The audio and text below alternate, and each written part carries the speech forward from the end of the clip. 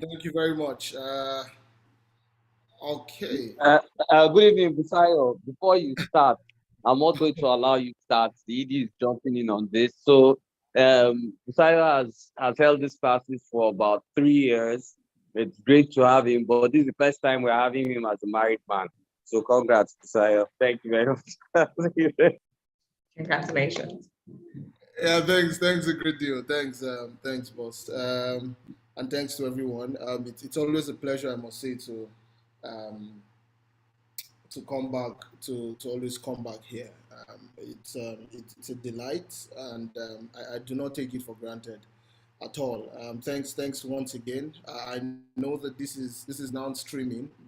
Before we didn't used to stream; it used to just be on Zoom. But I think our approach to politics or government or governance needs to change, and as much as possible, we need to um, keep talking, keep speaking about it. So without much talk, let's just get right in. I want to share my screen. Um, and I also hope that we don't just attend these classes for attending sake.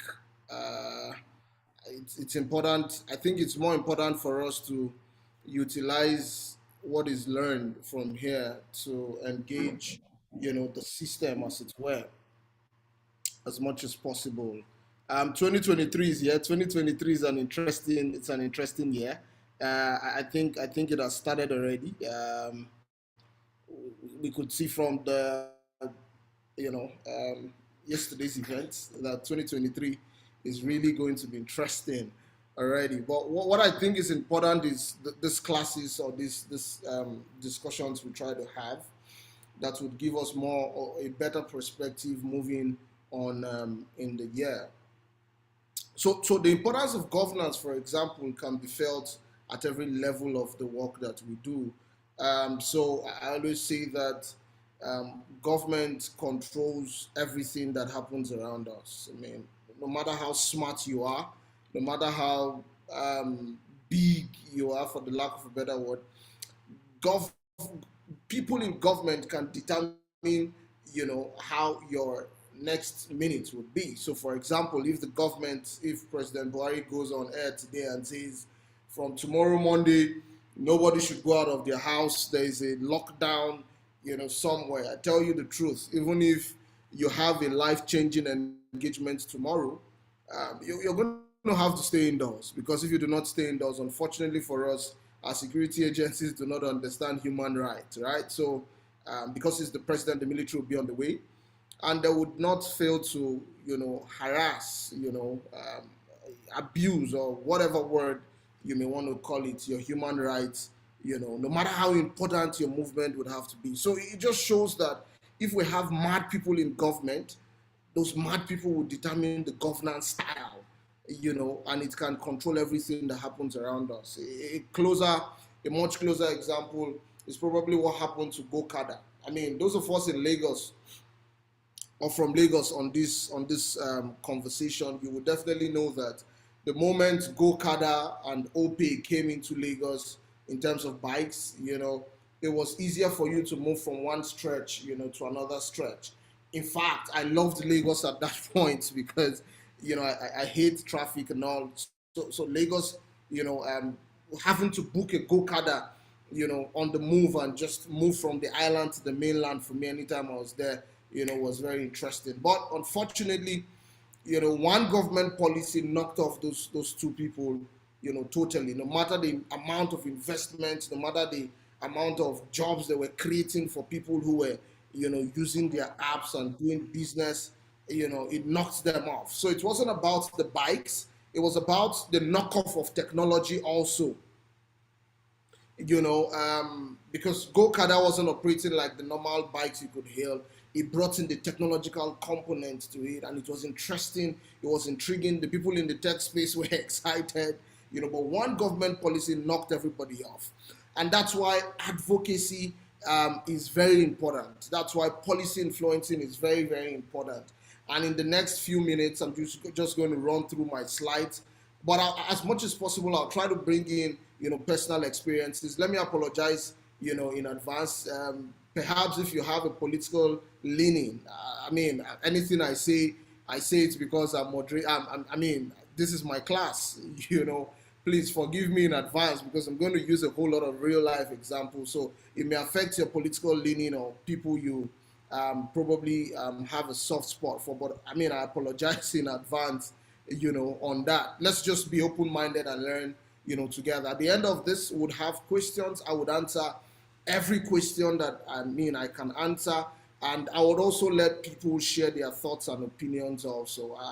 I'm not trying to all through this class, I won't try to suppress anybody's thoughts. If you think your question cannot wait to the end, please drop it on the chat box. It's very, very important. So the goal of this class is very simple. Sorry, I work for Connected Development. Connected Development has a product called Follow the Money. Connected Development also has a product called Open Pali. Open Pali Nigeria. Open Pali Nigeria looks at subnational governments, the parliament of the subnational government, and thank God in the what is it called? Constitutional review. We have more, we're clearly going to be seeing the separation of powers from the executive, the judiciary, and the legislative arm of government. The legislative arm of government is one very important arm of government that we have not paid attention to. Now, so it's very critical for us, as an organization to begin to engage at that level of parliament, subnational parliament. It's a very interesting project.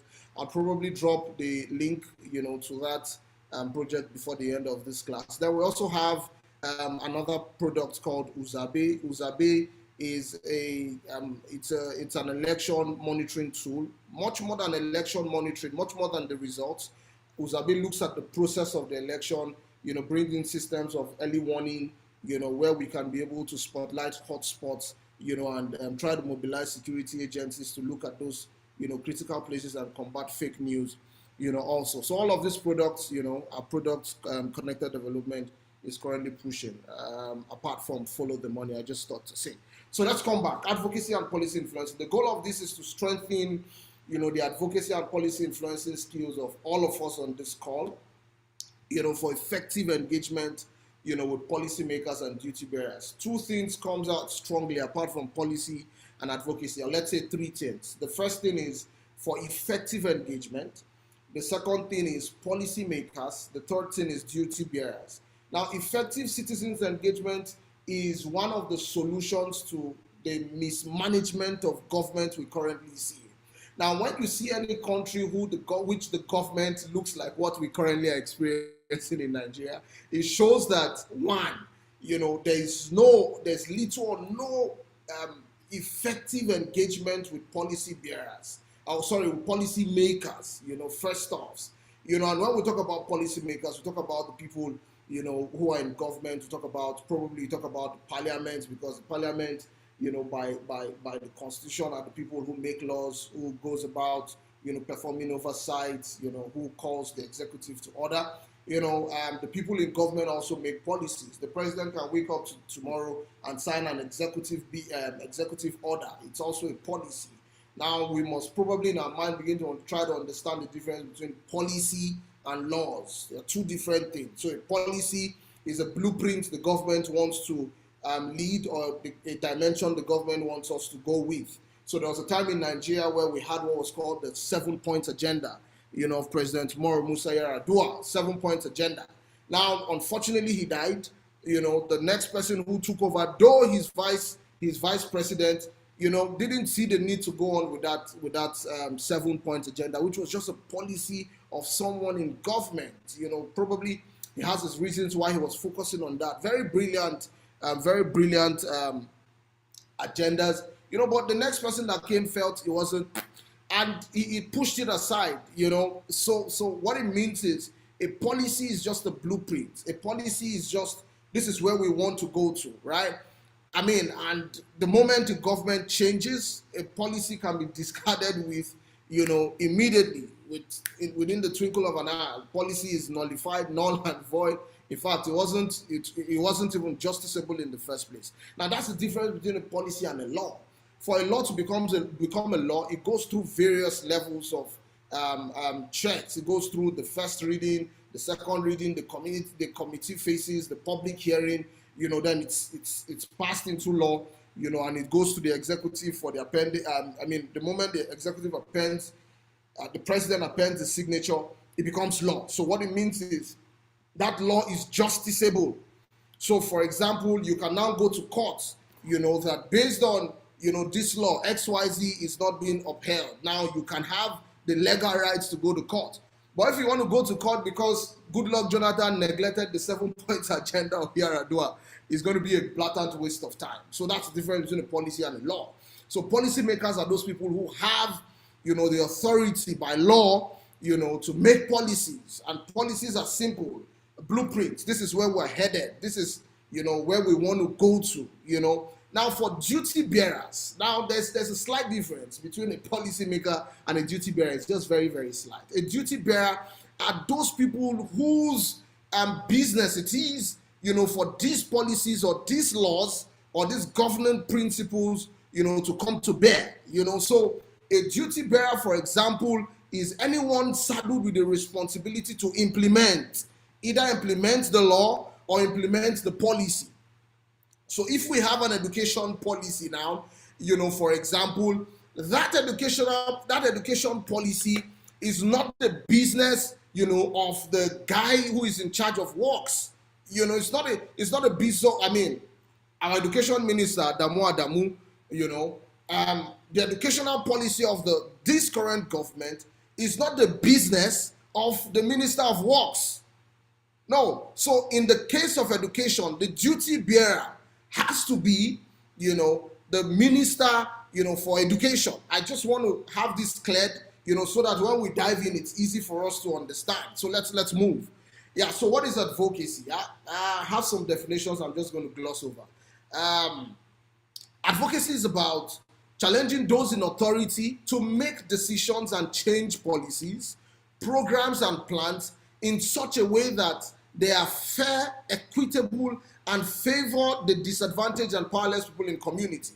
So what this is simply saying is, advocacy is just about challenging those in authority, those you can call duty bearers, those you can call policy makers, to make decisions or change policies, programs, and plans in such a way that it becomes very fair. So what this means in practicality is the fact that if there is a policy of government that doesn't speak to fairness, that doesn't speak to equity, that doesn't favor disadvantaged people, and powerless people, across our communities, it is the right point to, come in as an advocate and to begin to, put pressure on government to change, those kind of laws. That's what we're talking about. So in my head, one thing that probably comes to mind, is, for example, if the government wakes up in the morning and says, we don't want to see any keke in Abuja again. Now, so what it means is that if you do not have a car, you cannot be able to move around, right? Or if you do not have enough money to get an Uber, or if you do not have enough money to get a boat, your movement is going to be restricted. So the moment government comes up and says, we don't want to see any tricycle riders in Abuja, you definitely know that is number one, anti-people.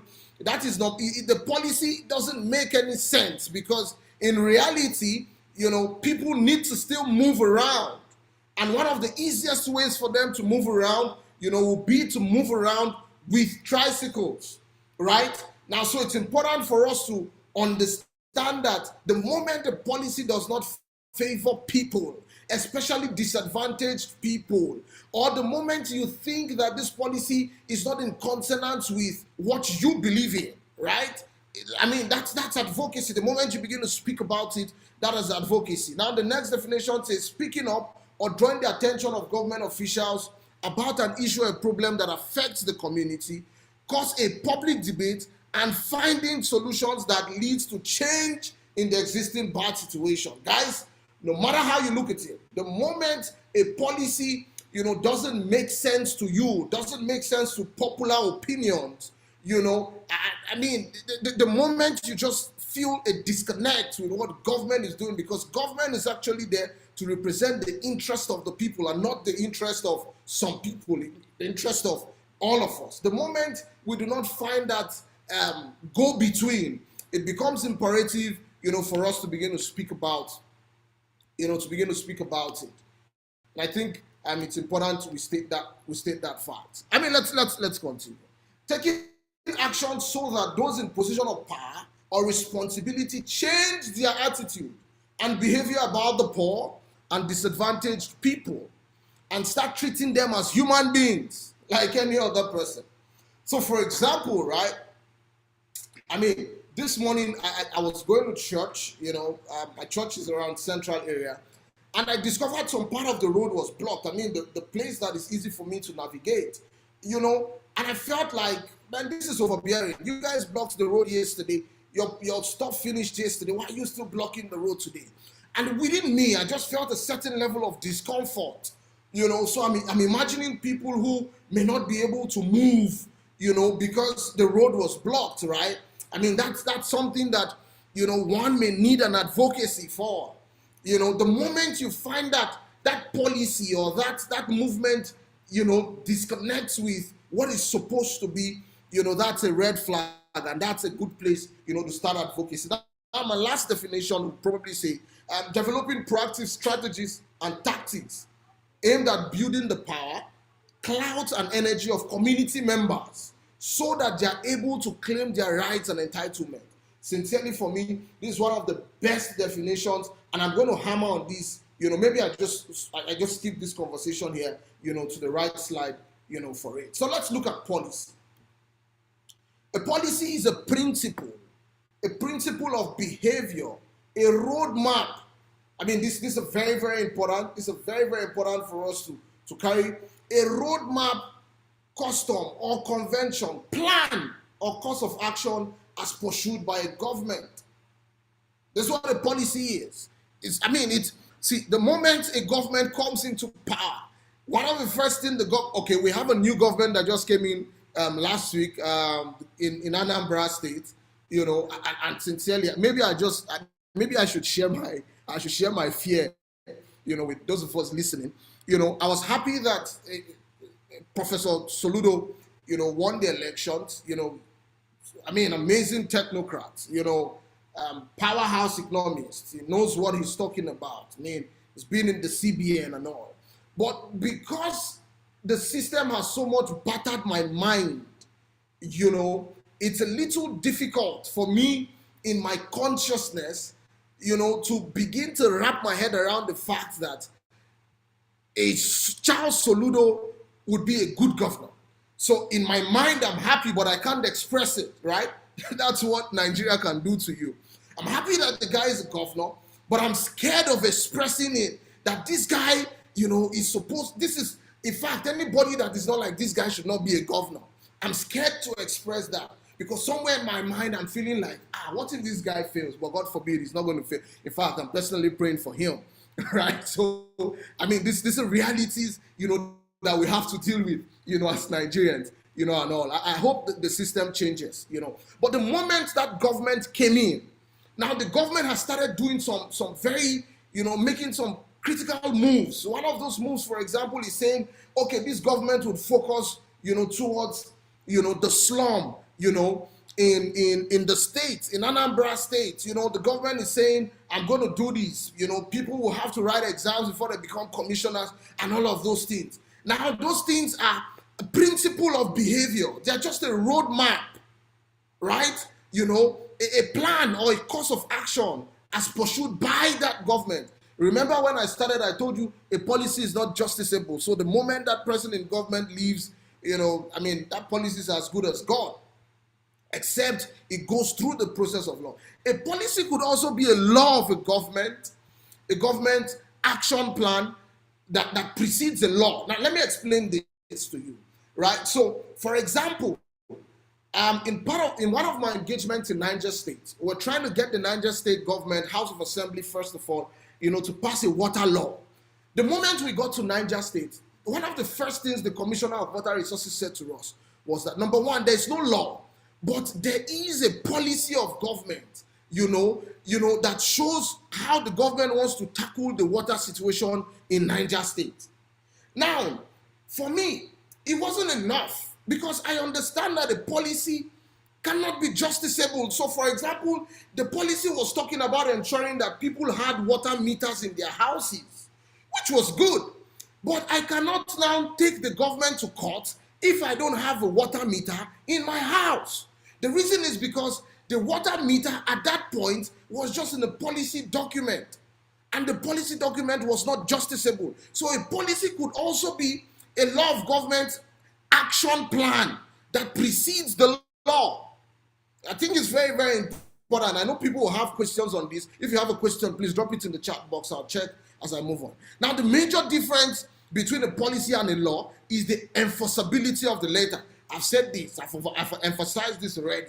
A policy is not justiciable. You cannot force a government, even on its own policy. But when it is the law, and in fact, when you look at the Constitution of the Federal Republic of Nigeria, there are some things that are called the unalienable rights, fundamental human rights. Now, let me bust your head. One of those rights is the right for education. But if you look at our Constitution, if anybody is conversant with the Constitution, please check it out. You will discover that right of education, there is a clause that makes that right not justiciable. So no matter how much you feel about the 13.5 million out of school children today in Nigeria, you cannot go to court to force the government to take those kids to school. That's a flaw in our Constitution. It's a major flaw in our Constitution. And it's quite interesting for you to understand how that policymakers or the people in the the legislative arm of government actually understands how that they can fast track, the workability of our system, but they create loopholes, that makes that not happen. Let's quickly go to the next slide. Let's dig deeper into this. So let's look at policy advocacy versus policy influencing. Let's bring them together.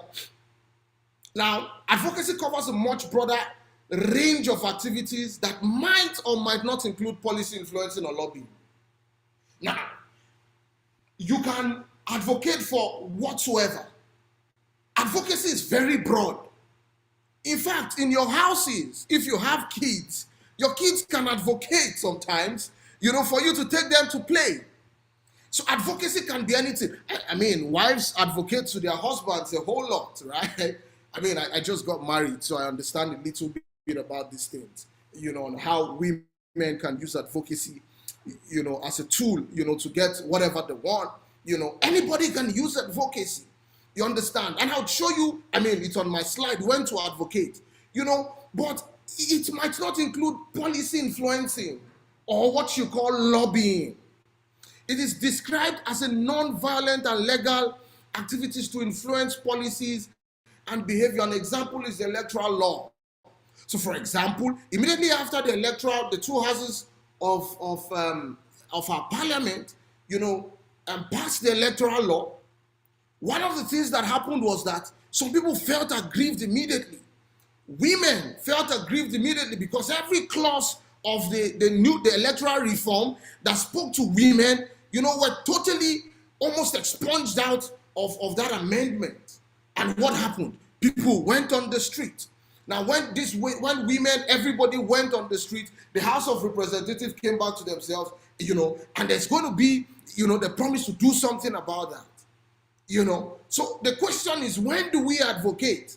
Number one, when there are problems that affect disadvantaged communities, we've said that. Number two, when there's a blockage in our programs or agenda. For example, one of the biggest laws, one of the biggest policy influencing and advocacy that happened, some time back in between 2017, 2018, and 2019 was the Not Too Young to Run, bill. Now, the Not Too Young to Run bill, people saw that there was a blockage, for young people to vie for political offices. And that restriction was by age. Now, what happened? People mobilized, people went to the street, one protest to the other protest, to meetings, to lobbying, to policy influencing. And at the end, something shifted. So when there's a blockage in our programs, it's a good time for us to advocate. Another good time for us to advocate is when you understand the root cause of a problem. Now, I have a problem with a whole lot of Nigerians, especially Nigerians on Twitter. And these days, Facebook, also. I mean, it's a very veritable tool for engagement and all of those stuff. I mean, Twitter was so strong that the government had to ban Twitter. I mean, it was so strong. But one of the problems, I have is the fact that people are just, just like what the Bible, sorry, I'm a Christian, right? So I'll give reference to the Bible sometimes. What the Bible says, people are being tossed about by wind of all doctrines, right? So you wake up this morning, there's something, everybody has an opinion about it. Unfortunately, just about few people take their time to dig into the root cause of the problem. So most times what we eventually do is to advocate on the branches of the problem without addressing the root cause of the problem, right? Now, there are some things that will change in Nigeria today if poverty, the poverty margin or the margin between the rich and the poor is breached. Because there's a deliberate elimination of the middle class. In not too long a time, if you are not super wealthy, you are super poor. That's what it's going to be. But because we do not understand the root cause of the problem, we keep, running from pillar to post, shouting about, a whole lot of things, right? So for example, one of the root causes of vote buying, guys, let's use two examples why people buy votes. Number one, people who claim poverty. Number two, people who claim their vote does not count. Now, the truth of the matter is, if you want to drill a little deeper, you will discover that the biggest problem is the lack of political consciousness. It's the lack of political consciousness. So no matter how rich you are or how poor you are, the moment you realize that the government in power can determine your life, it can determine your total existence, then you would realize that it will now become important for you to get the right people into government at all levels, not just at the presidential level, but the people who represent you in parliament are also very important. You also advocate when there are policy implementation gaps. Very important. You also advocate, when you can be able to link between local, national, regional, international concerns. So for example, right, if you do not have, there are some passports that are recognized world over. For example, the Nigerian passport, is not even recognized, in all the African countries, right? So I applied, true story, 2 or 3 years ago, I applied for a visa to Zimbabwe. Guys, I got denied a visa to Zimbabwe. In fact, not only me, all of us at the office, we got denied a visa, to Zimbabwe. And the first question that came to my mind was like, wow, Zimbabwe would not take a Nigerian visa or would not give Nigerians visa on arrival, right? Now, that's also a good time to advocate. You also advocate when you demand for the right of the people. It's very important times, to advocate. So let's look at targets, for advocacy. When doing advocacy, it's important that you identify the right target. With two things are important here. With power and authority to make decisions in your favor. Now, this gets a bit more practical, and I'm going to use real life examples that I've experienced, to drive home this point. So let's look at who a target is. A target is a person or individual in the position of authority at any level, of government. So the federal, the state, or the community, who can give you the decision you want. See, the moment you understand that for every successful advocacy, there needs to be an advocacy target, you would realize that advocacies should not just go, should not just be like a ballistic weapon that just spreads everywhere. It's targeted. You need to target something. You need to target someone. You need to have a focus on your advocacy, which is very, very important. And a whole lot of people miss this. So for example, in Nigeria today, every little thing that happens, we're quick to call the president, it's Buhari, right? But a chunk of the problems we have is not even from the presidency. It could be from the parliament, the Senate, or the House of Representatives. It could also be from your state governor. It could even be from your local government chairman. But because you do not have a target or you do not know, you think the problem of this country, starts and ends with Buhari. Now, so one of the challenges we have, for example, so let me give you an example. Now, education, basic education, is on the concurrent list of government. So you know that, I don't know if you've taken that course. I know that Kunle Lawal used to be the one to take this course, that talks about various arms of government, that talks about the concurrent list, the residual list, and the exclusive list of government. So you know that there are some things that are the responsibilities of the federal government alone, some things are the responsibilities of the state and the federal government, some things are the responsibilities of the local government alone.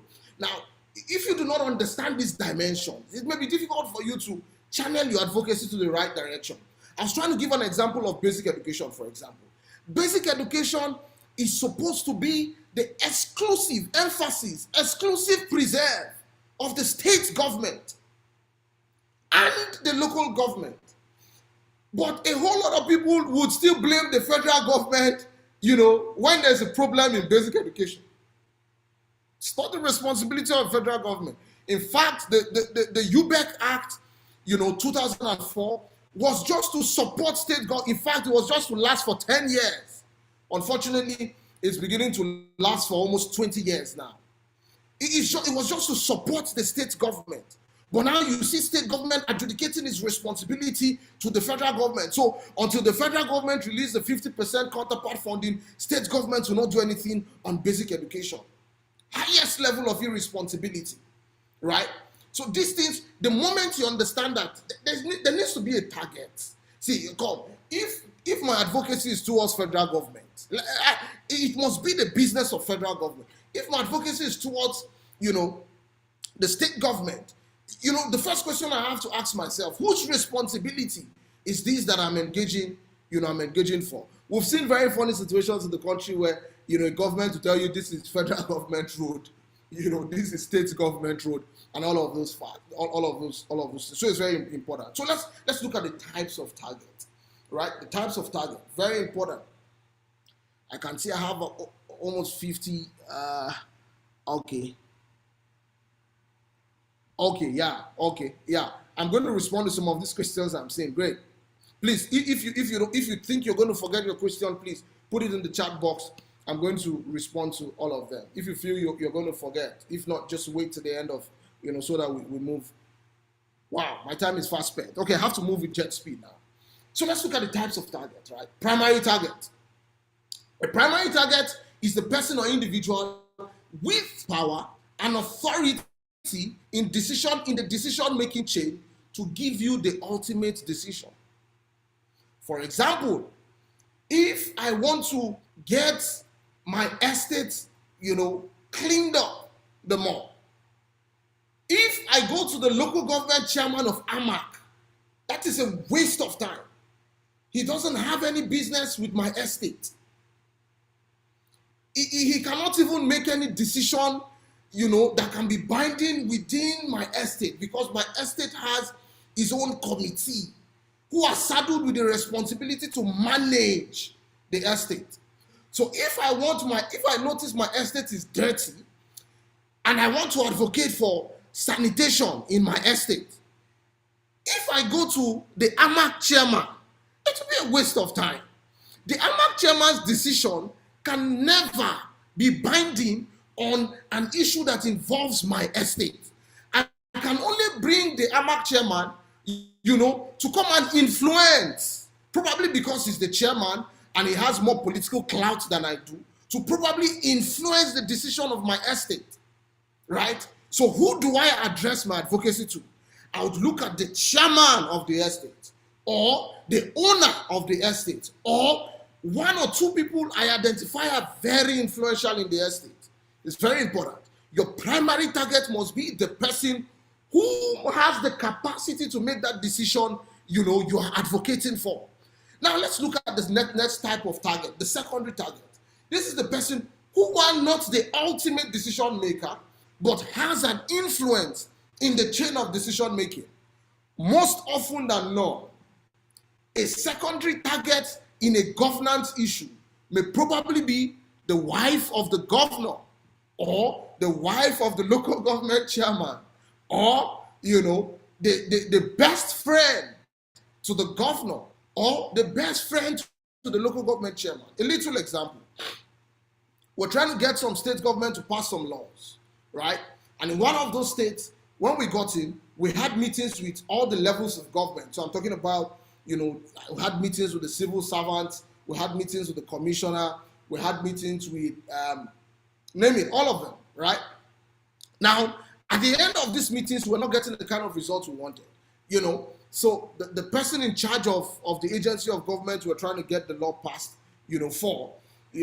reached out to us and he said, there are two people we need to meet. Number one, the SSG of the state. Number two, the chief of staff, to the governor, right? And I was asking myself, why do we need to meet these people? And he went further to say, he said the SSG, the governor respects the SSG so much that anything the SSG pushes to the governor sees it as a priority. He said the chief of staff is a close friend to the governor, and that the chief of staff was the speaker in the last assembly. So if we want anything to happen that cuts across the parliament and the executive, the chief of staff is the go-between. Now that was the vital information we needed. Sincerely, before we left that state, we had the buy-in of all of these guys, and the only thing that was waiting for the governor was for the law to come to his table so that he would sign. So I could beat my chest to say that engagement, that policy influencing advocacy we went for was successful. And I tell you the truth, within 1 month, we got the State House of Assembly to pass that law, and we got the governor to sign on the law. The governor was our primary target, but seeing the governor was even difficult because the governor wasn't in the country. So we had to use the secondary target who had influence with the primary target, for us to get what we wanted passed. Right, so it's important for you to identify your primary target and identify, your secondary target. Sometimes, let me even stay on this secondary. Sometimes your secondary target might be the cook, might be the security guard, might be the driver, right? So there was a time, last year or 2 years ago, when they said the driver of the president, was doing some things very, very funny, it was in the news. I don't know how many of us saw that news. Unfortunately, the driver died. They said he was sick. But let's leave the politics of all of those stuff. But there are some people that, by the virtue of just being around some people, they have the ability to drive an advocacy much more than you can do. So, as an advocate, number one, don't deceive yourself. You understand?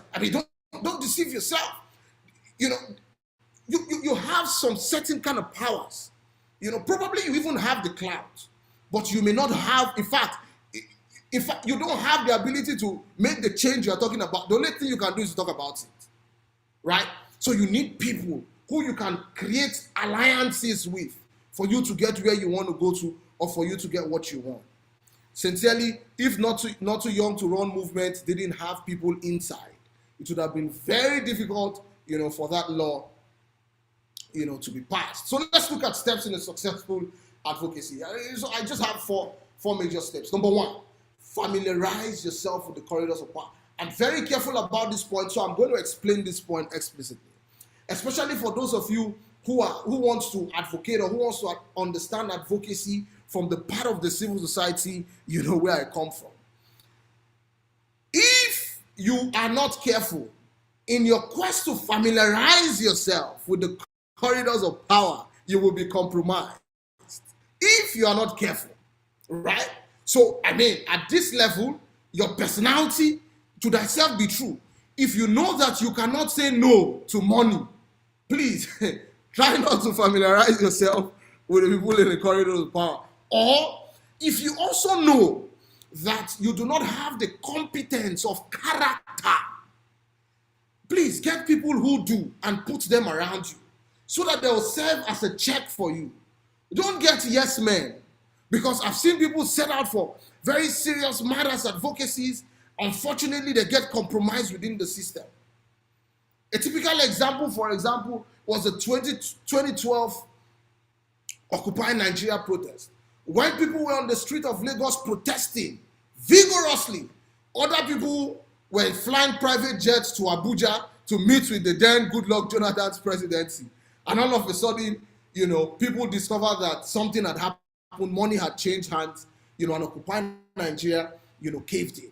One of the reasons why the government was ruthless with EndSARS, for example, was because in that advocacy, there was no major person who could, be brought together and induced, right?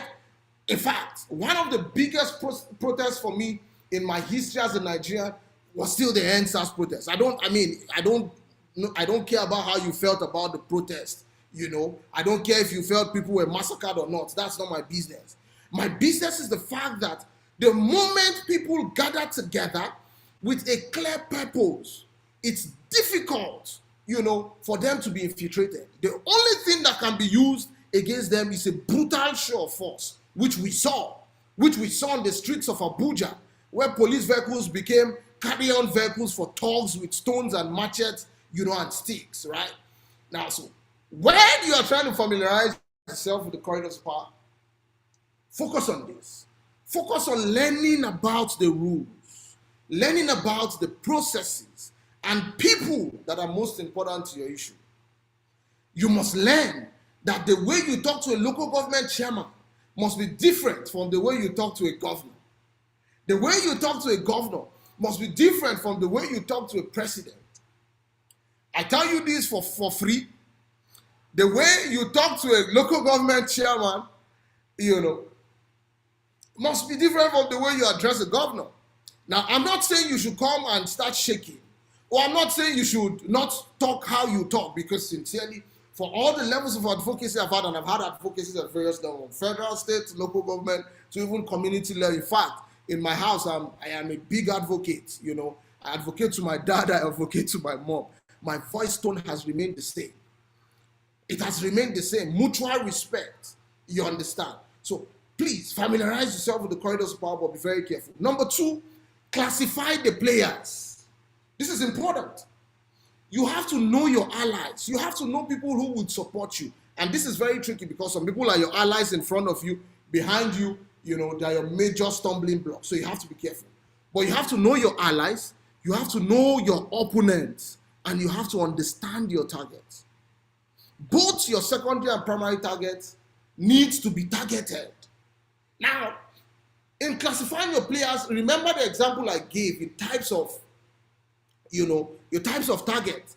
Your primary target may be one person. Your secondary target may be a pool of a whole lot of people. Sometimes it may take you to do a clean sweep of almost everybody around that person you want to make that change, or you want to influence that policy, on. So it's very important. You have to know your allies, understand your opponents, and get your targets right. The third thing, in steps of a successful advocacy is you have to understand the ranking of decision makers.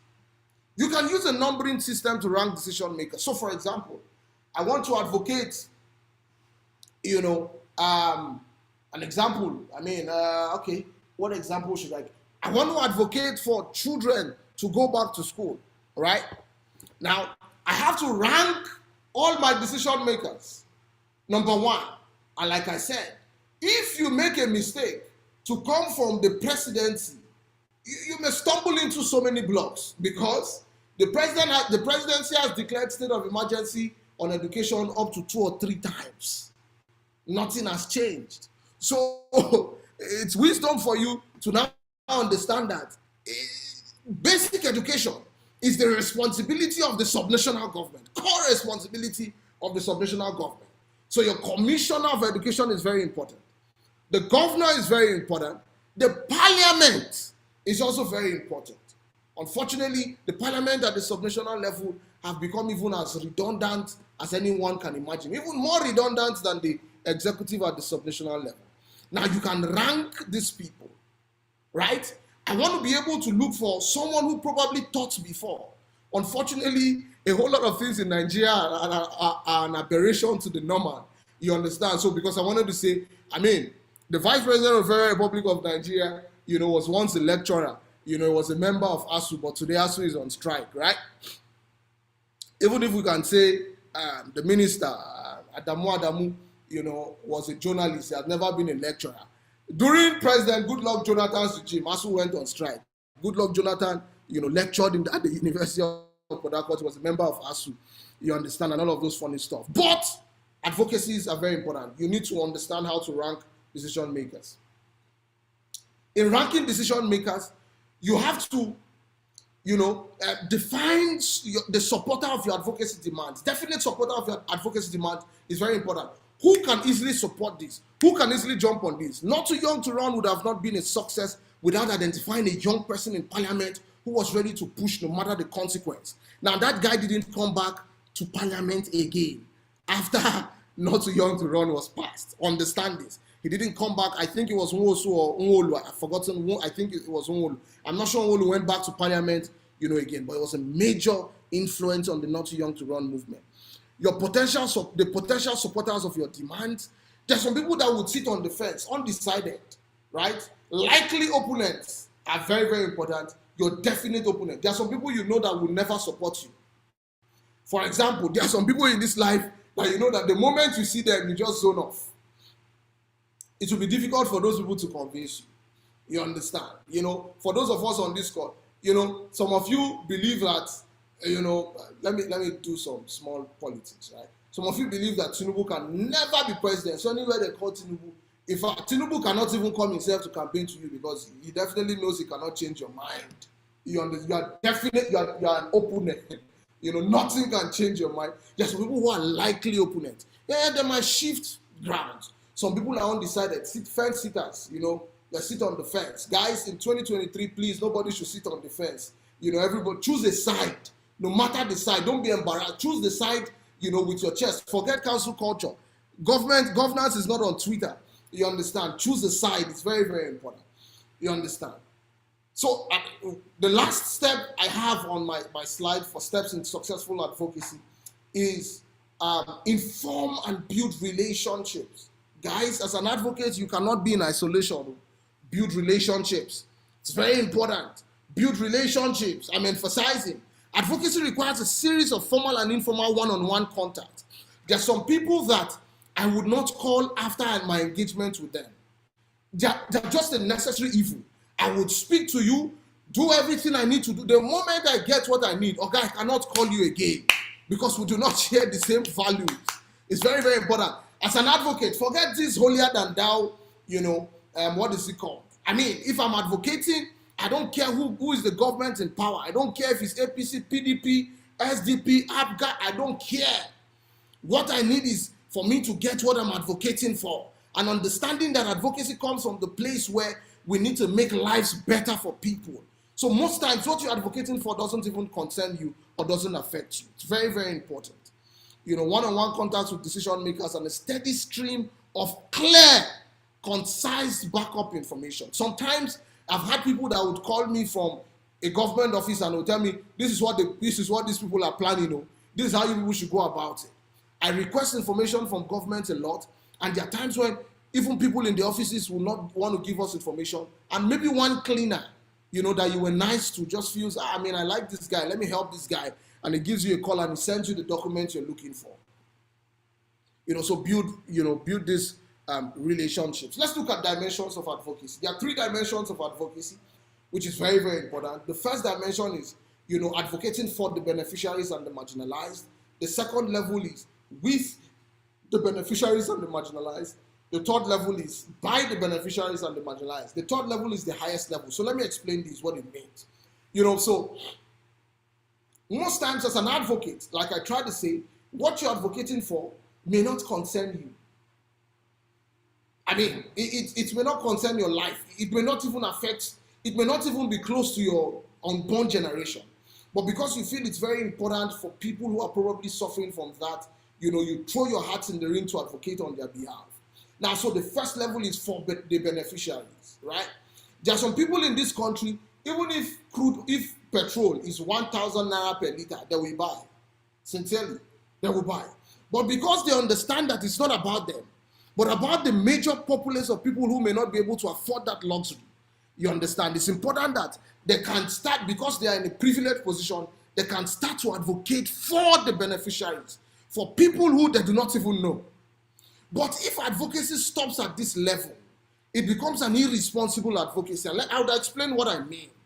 Because the next level should ultimately be, you as the first advocate, bringing together the people who you're advocating for. So it's not about you now, but it's about you and the people together. So what it means is, let's use basic education, for example. I feel that there's a community in Amak, that kids do not go to school. So I start having a conversation with the Amak chairman. How can we ensure that these children go to school? Right? That's my advocacy. It's for them. I may not even have any kid yet. I don't have any kid yet, right? So, I shouldn't even be advocating because I don't have any kid yet. No. But I'm advocating because of some people. Now, if I continually advocate for them, it becomes a very irresponsible advocacy. So I have to take it a step higher to bring in the parents of those children also. So what it now becomes is that I am advocating with, the parents together. It's very important. So it's now not just me alone, but with, the community. Now, the highest level of advocacy is when the community themselves begins to advocate for themselves. Now, that is the highest level. So when the advocacy is led by the beneficiaries or the people that are marginalized, you definitely know that this advocacy has gotten to a high level where it's not even about you.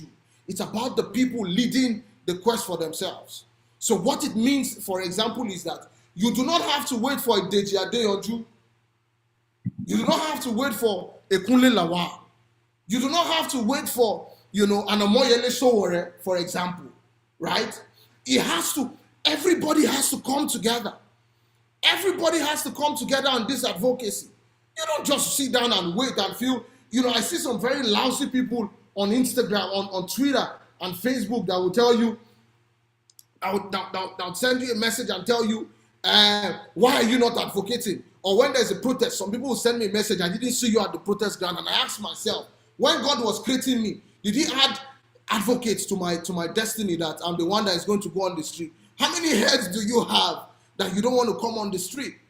You understand? So the reason why our advocacy sometimes are not skin deep, and that's why I gave reference to the NSAS, everybody was outside. Everybody was outside. Now that is the highest level of advocacy, and I hope, in 2023, everybody also is going to come outside to make a bold statement. So let's look at principles of policy influencing. And the principles have been summarized. I'm just going to gloss over this. Credibility.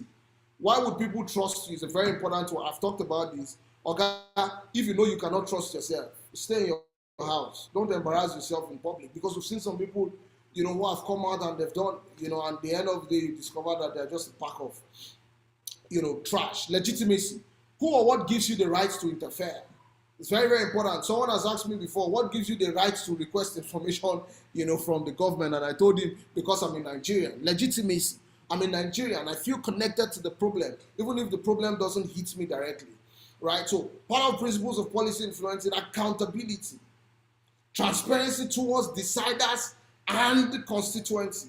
Now, one of the problems why, we always feel people betrayed our interest when there's a protest or when there's something is because, there was no accountability or transparency. Okay, if you want to advocate on behalf of people, just know that you must be accountable to them.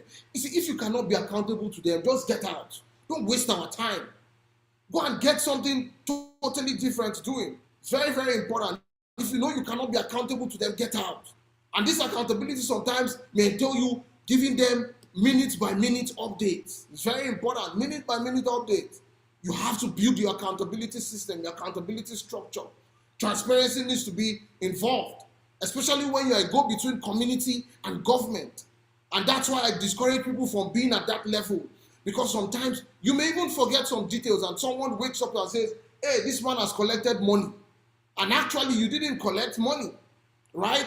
But because you felt you were the hero of the people, you remained there. So, you're now rubbished. So your advocacy must move from just you alone, for you to bring in the people you're advocating for. Let all of you go there. And if possible, Stay away from the conversation and let community lead it the moment you discover community has been able to grow, in that level. Service must be about service. How are you being helpful? Sometimes your advocacy, you may not get everything you want. Not Too Young to Run didn't get everything they wanted. But there's something on the table that can be further pushed. The electoral reforms, we didn't get everything we wanted. For example, for me, one of the things I was most interested on, was the direct primary clause. It was taken out. I would not give up. I would try next time to be able to influence or to be able to create a system whereby they would understand, that is very, very important. Power. What is your power base and how do you use it? Very important. Sometimes on your advocacy, you need to join forces. You need to get more professionals. You need to believe in your own message. There are a whole lot of people that go out to advocate and they do not believe in their message. And a typical example are those, all of us have seen those people now. So if there's a protest against, the president, for example, there's another group of people who would come, holding stuff. And when the media asks them, why are you here? They don't know what they are here for. They just came to collect money. So, you have to understand what your power base is. And to yourself be true. If you are not Kule Lawal, there are some things, no matter how big your voice is, you will not be able to amplify. There are some things I've been talking about in the last 5 years that nobody, apart from this invite to speak to you guys, this is the only time you may probably hear from me, or if you decide to follow me, you understand. Before now, if I was saying what I'm saying, you would not even listen, right? There are things that I have said a long time ago that celebrities are now saying now, and it seems new, it seems big. People understand your power base. To thyself be true. I insist, understand your power base. If you need to, bring in more people. I know that there are some times when, even Kule Lawala said, Busaya, let's do this thing together now. Let's look at this. There are some things I've run back to him. I say, bros, look at this thing or look at this thing. You understand? I understand my power base. I don't have the kind of voice he has, right? And that's the truth. We have, our power sequences are totally different. If you come to connected development today, I have some certain level of privileges there that you may not have. But when I live there and I come to your own organization, you have, certain level of that I don't have. So we must be able to collaborate. It's very, very important. So let's look at tools for advocacy. A successful advocacy requires that we identify useful tools, right? Critical tools that can help create, change and social transformation. For example, number one, the media. Radio, newspaper, and television. See, you see all those people who go on radio every morning when you are going to work and they are speaking and you are listening to, they understand the highest see, advocacy at the highest level, cannot start and end in your room. It's not possible. You need to amplify your voice. So the media is a veritable tool. Thank God for 21st century, you have your social media accounts, you have your Twitter, you have your Facebook, you have your smartphones. You can do a video. You may start up a series, that talks about anything. It must not just be about lifestyle alone. I think much more than ever, we need to begin to talk about the real issues. In the next coming week, I'm probably going to be reaching out to, Kule Lawal. I know that there are a whole lot of coalitions being built across everywhere, and it's very important, guys. We need to build those coalitions. Just this afternoon, I was chatting with Kule Lawal, and I'm saying we need to go more into the church. We need to go more into the mosques. We need to engage everybody, because in 2023, guys, we don't have to do the same things. Insanity is doing the same things the same way and expecting a different result. So radio, newspaper, you have access to TV. Get on the TV, guys. Get on the TV. Get on radio. Write for newspapers. Let people read you. It's very important. You can be creating a change in the mindset, of people. 7 minutes past 6. My time is fast spent. Wow. Okay, great. Now, so research. The primary and secondary research is very important. See, one of the dumbest things I've ever seen are people who are leading advocacies but do not understand what they're talking about. And it's not everything you can lead an advocacy for. Let's be very clear. Let's not deceive ourselves, guys. Don't deceive yourself. What you do not know, you do not know. The only way you can know it is if you invest in research. If you invest in research, that's the only way you can know it. If you do not know something, don't come out and talk. This is the era of fake news. People, they would arrest you. And you know that, I told you, Nigerians, we do not know how to do things gently. Police will bundle you and they'll take you to prison. See, they'll arrest you on a Friday so that you sleep in jail, from that Friday night to Saturday to Monday before they arraign you in court and you get a bail. So guys, you have to be very careful. Know what you are talking about. Know what you are talking about. Don't come and say Buhari stole money when he has not stolen any money. You have to be very careful, guys. Mobilizing and campaigning. It's a very veritable tool for advocacy. The tool of mobilizing. The tool of campaigning. You want to lead a protest. I remember the first End SARS protest we had in Abuja. I still have the picture. We're less than 20, 20 people, at the Unity Fountain. I mean, Sega Link was there. I think Dejade Hamzi was there. Madam Aisha Yesufu was there. We're less than 20. I think this was in 2018 or 2019 or so. That was the first End SARS protest. We're less than 20 people. But look at what happened, last year or 2 years ago. Everybody came out. It was like wildfire. The moment you begin to mobilize, it's important to mobilize online, but it's also more important to mobilize offline. It's also very, very important. The moment people come out en masse, the government knows, yes, something is happening. Information dissemination. How do you disseminate the information for your advocacy? You have to have creatives, you have to have data representation, you have to have policy briefs. You cannot just come and be shouting everywhere. No. Some people can better assimilate with data. Some people can better assimilate with very interesting graphics. Some people can assimilate with policy briefs. They want to read something, right? So you must be able to bring up all those tools, for information dissemination is important. Monitoring and evaluation, guys, I cannot overemphasize this. You have to come back to the drawing board and ask yourself, how are we doing? Do we need to change the strategy? Is this strategy working? What can we do better? How can we engage this system better? It's very, very important. Litigation and lobbying. I know, for example, I have a friend, Sesu Akumi. It would take you to court. He's a lawyer, though, so he can afford to go to court as many times as possible. I know that he has sued his state governor. He has sued his state, sued the local government commission. He sue anybody suable. Litigation is a veritable tool, for advocacy. Sometimes you may not win that case, but there's something that happens to the consciousness of people because people have learned. So sometimes the end result of advocacy may not be that law is changed or that system is changed. It may just be that people are now having conversations around this. It's very important. Test the law in the court. Test the law in the court. Unfortunately, our legal system is still weak. One of my long ambitions is probably to go back, and study law again. The reason why I want to study law is just because I want to sue people, as I deem fit and as I deem please, and use the media to amplify, whatever I'm doing. Lobbying is very important. A whole lot of you think lobbying is immoral. No, lobbying within the limitations of lobbying is a veritable tool for advocacy. The reason why Dangote is Dangote today is because Dangote has an effective lobbying team. Every major company in Nigeria has an effective lobbying team. DSTV Nigeria has an effective lobbying team. That's why they can increase their price and nothing will happen. The lobby is going on. The problem is when the people, lobbying is quite expensive though, because you need to get some right people. See, the moment, advocates like us who understands that the reason why we're advocating is for the betterment of society, begins to use the tool of lobbying, you discover that we'll begin to make serious progress. Instead of you to just keep shouting on the street, have somebody in the inside.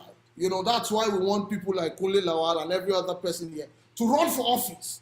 Imagine if Kunle Lawal won his election to be a senator, in Abuja. Do you think that, get how I want to be, guys, sorry, I have to speak pidgin now. Get how I want to be, where we would have a serious issue and our senator would not want to, we'll call him back home. We'll call him back.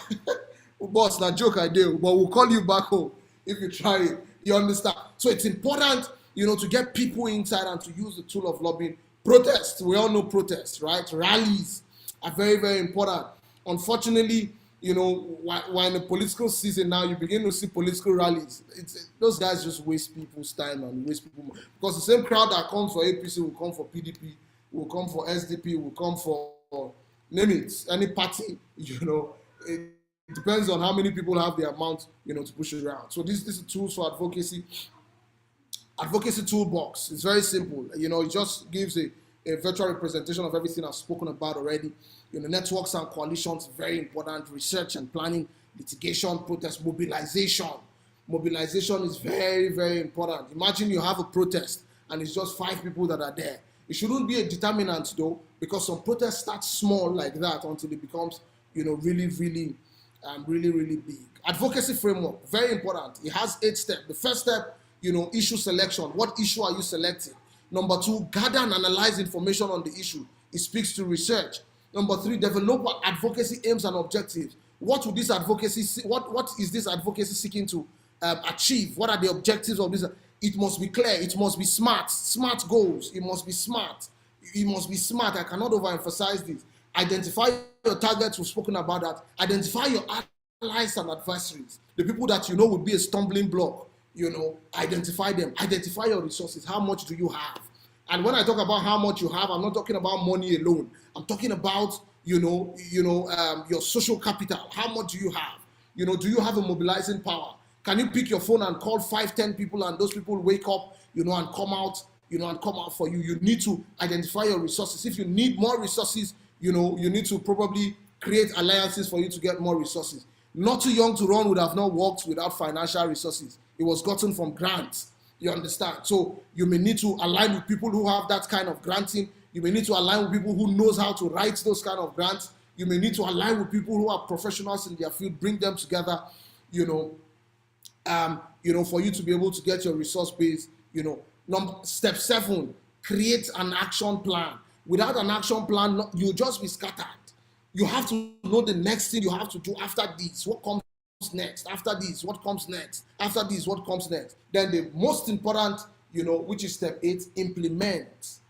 Implement first, you monitor the process and you evaluate the process. Now, what this does for you is that it helps you it brings your mind back into yourself, and you are able to say, are we making progress? What strategies do we need?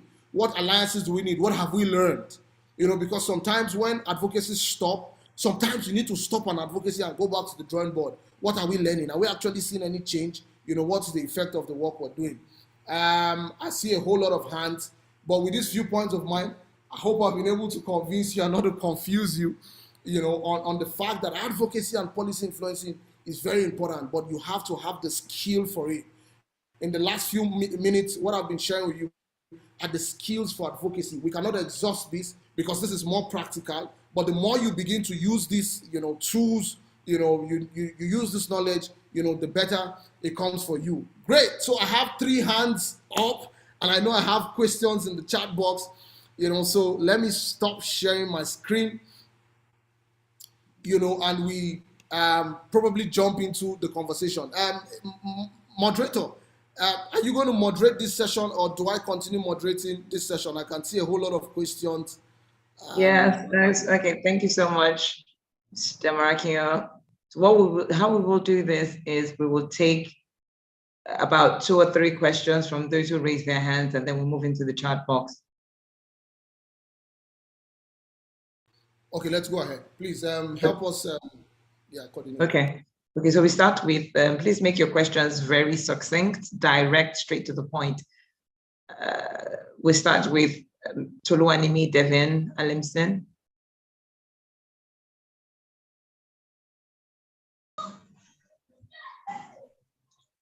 Can you hear me? Yes, please, go ahead.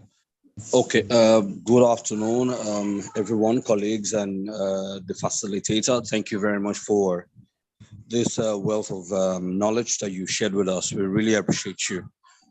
Thank you. Now, moderator, I think you keep mentioning my name wrongly. My name is Toluwanimi Divine, not Divine.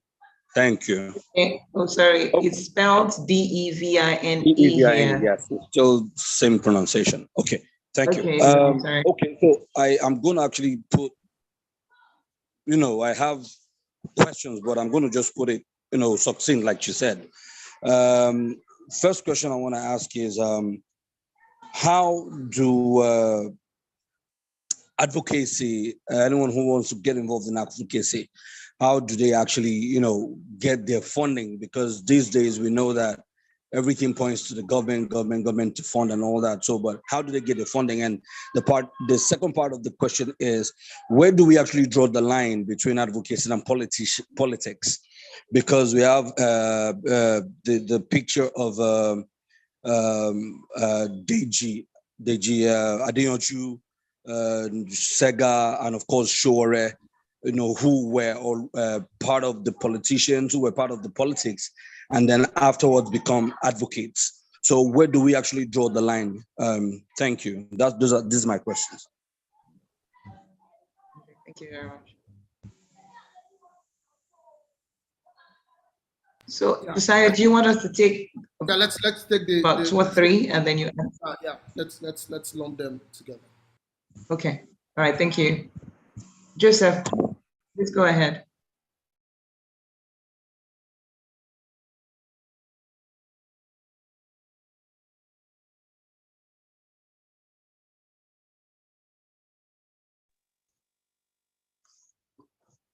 Okay, hello, good evening.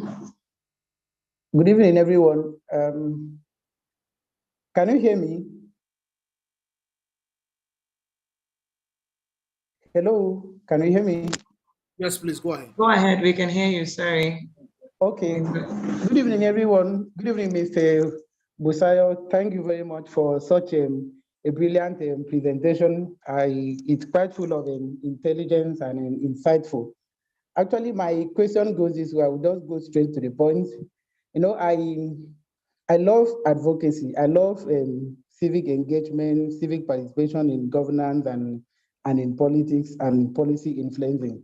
But I want to ask, can a civil servant be an active advocate, like to advocate in any part of maybe policies that you feel that it is not right in the government? That is, can a civil servant either serving in the states or the federal level, can he become an advocate even in the system that is also serving? And if yes, how can he go about it without sort of, I should say, infringing on all, without being, as in becoming as in a victim of the same system? That's my question. Thank you.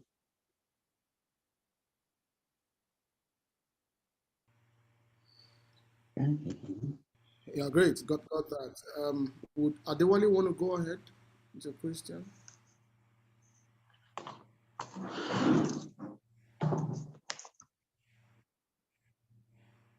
Adewale, please. Adewale Adeniro, can you go ahead with your question? Yeah, thank you very much. My question is not far-fetched. I just want to ask, because someone actually said the view of the road changes when you move from the passenger seat to the driver's seat. When the government is making some policies, they have reasons for their policies. And we public, we might be thinking it's another way. We already elected them there to serve us. So should government be ruling with public opinion? We already saw what happened in the Occupy Nigerian protests in 2012. Government said they want to remove subsidy. Yes, they have reasons for it. The public is going against it, that we don't want subsidy. And we all know what happened after then. The subsidy is still lingering till today. So should government be ruling with public opinion once they failed? Then second question is already answered in the chat box. I hope, or if I can still say something about it, but it's already in the chat box. Second question. All right, thank you very much. Over to you, Mr. Facilitator. Yeah. Okay, great. So I was taking my time to take down some of these questions. Let me start from the last question, and I'll just take it up like that. So great. Should government, be, you use the word ruling, but I change it on my notes to leading. There's a difference between ruling and leading. I always say that, Nigeria still has a military hangover. But the military guys left since 99. It's about 22 years now. So we should leave that era of ruling, to leading. And that's why, I believe that we should not have anyone who had probably been in the military as a president of Nigeria ever again. We need leaders. We need to lead. So please, let's change that mindset from rulership, to actual leadership with public opinion. Now, so two things. I'll answer this question in two forms. Number one, citizens do not trust government. The government we have in Nigeria, not this government alone, from 1999 or from whenever we were born, there's been a constant theme across all government, and that is a theme of distrust. Citizens do not trust government enough to believe government. So when that fundamental trust, that fundamental social contract, for example, when we got into a democracy from 1999, has not been there, you may not blame citizens when they do not believe what government is saying. It's very important. So the question we should now ask you, how can government gain the trust of citizens? And it's very simple. Nigerians are not too difficult people to please. I always say this. The moment you are able to treat Nigerians like humans, and when I say this, I say it with all sense of responsibility. When you're able to treat us like people who you can reason with, have conversations with, then you can now be able to subtly, quote and unquote, drive the kind of changes you want to see in the system. So the problem is when a government comes into power and shows lack of vision, you don't blame people when they do not trust that kind of a government. If, for example, the day you asked your father for food, he slapped your face. You asked him to tomorrow, he slapped your face. You asked him the third time, he does the same thing. And the fourth time, you refuse to ask. People begin to blame you. You were hungry. Why didn't you ask your father? They do not know how many times your father has slapped you when you ask for food. Right? So government has a duty to begin to gain the trust of the people. If you have a girlfriend or your wife and you've done a whole lot of things that are very displeasing, and you come back to your girlfriend and your wife and you say, give me one last chance, I believe that you will do everything within your power to ensure that even when you are still leading, the person understands that this leadership is for the interest of the people. And even when you spank your child will still be able to call you daddy. It's a moral issue. It's a big moral issue, right? Now, so let's come back to addressing your question now. The moment government begins to have conversations with citizens, I remember during NSAS protest, we were probably begging the president to speak to the country. During the COVID-19 pandemic, we were begging the president to speak to the country. Which president who has the interest of his people at heart would not speak to the people? Advanced democracies, for example, would always engage with their citizens, guys. The moment that is lacking, you cannot build the trust of citizens. Oga, when I was hungry, you didn't have a conversation with me. You want to remove petroleum subsidy that would affect me. You want to now have a conversation? No. There's an imbalance in this conversation somehow. I understand that the government sees more than what you and I can see, but the government must do everything within its powers to gain the trust of the people, so that if the government says to the people, we are not eating in this country today, people will not eat. You cannot achieve that by what we are currently saying. Why do you think people did not believe that there was COVID-19? It was because during COVID-19, government was still having political rallies. You can go out and have political rally, and you can tell me that I am locked down, I cannot go and walk. Come on now. It's wrong.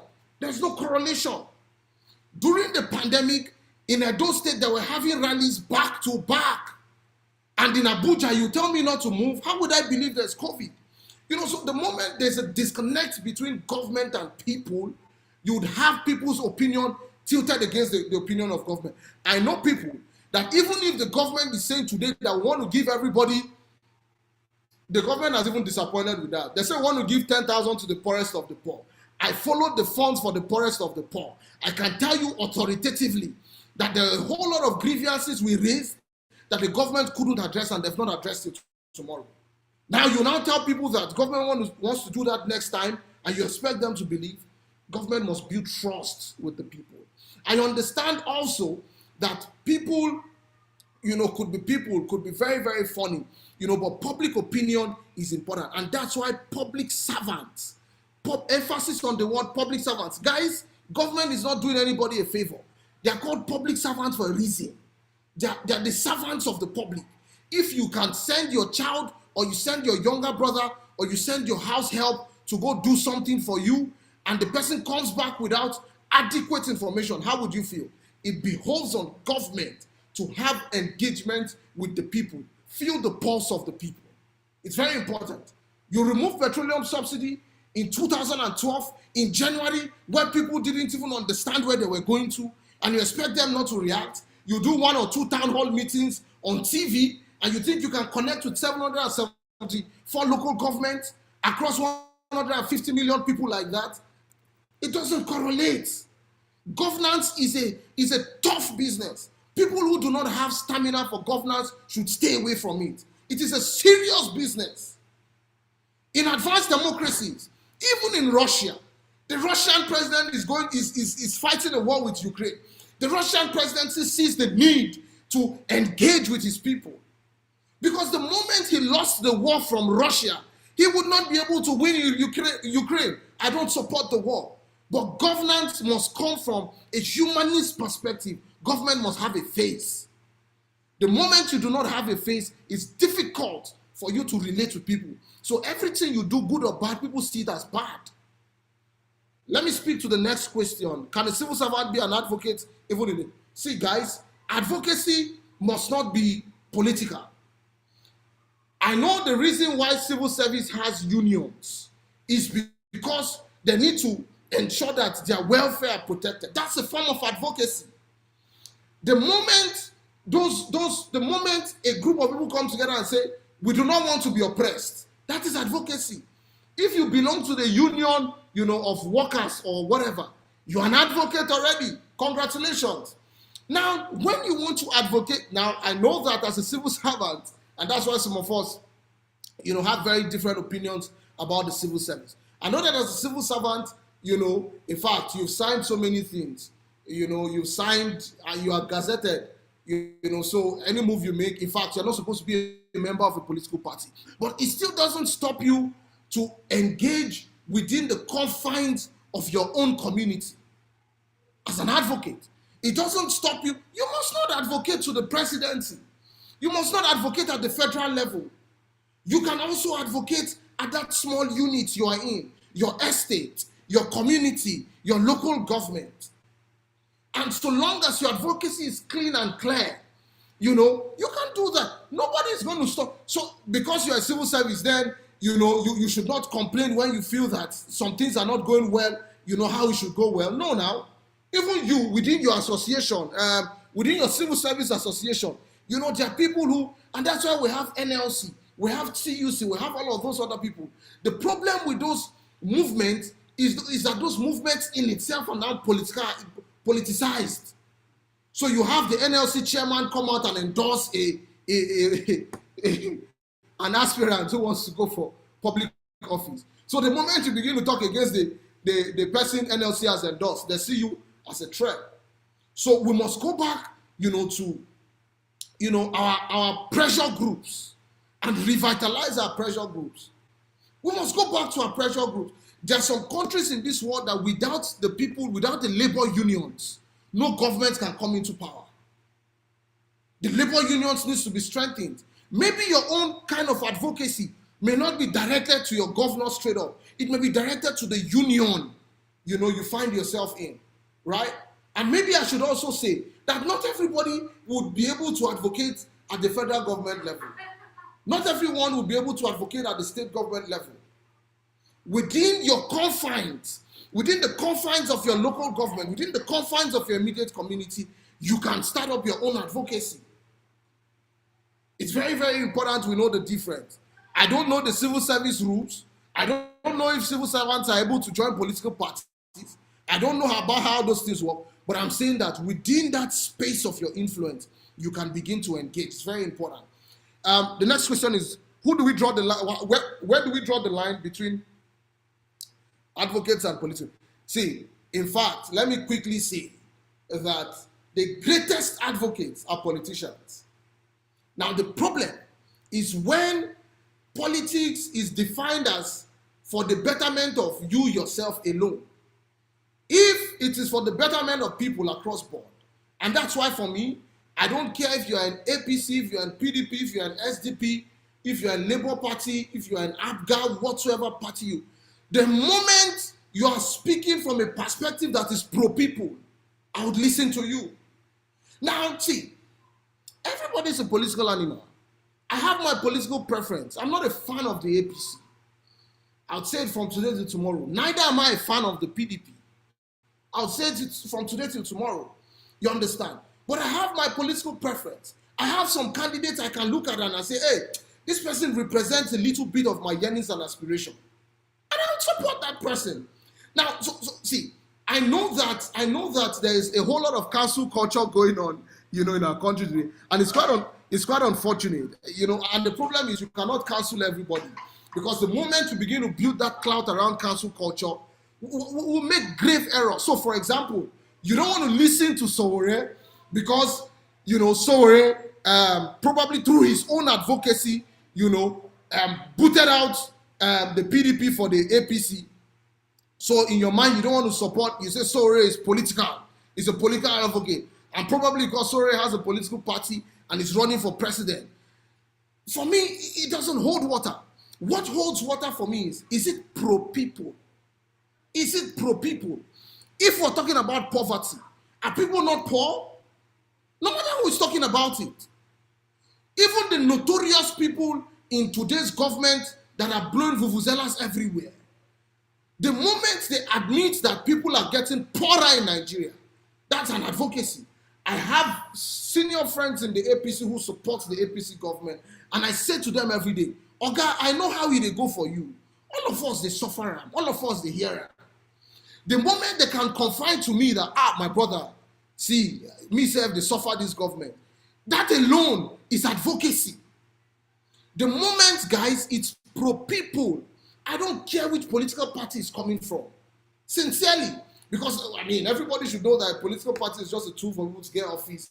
And when those people get office, they don't even care about the political party. The political party is a vehicle for them. You understand? When they are tired, they pack it and jump into another vehicle. We saw that happen yesterday, right? With the convention in Abuja and all. So, guys, sincerely, anybody can be an advocate. A politician can be an advocate. It doesn't matter. Sincerely. The rector of Electoral College, he ran for office in the FCT. He wanted to be a senator. He's a politician. Anybody can be a politician. So please, when it comes to, so long as it connects with the people, so long as it's pro-people, then I think we should pause and listen. The moment it connects with pro-people.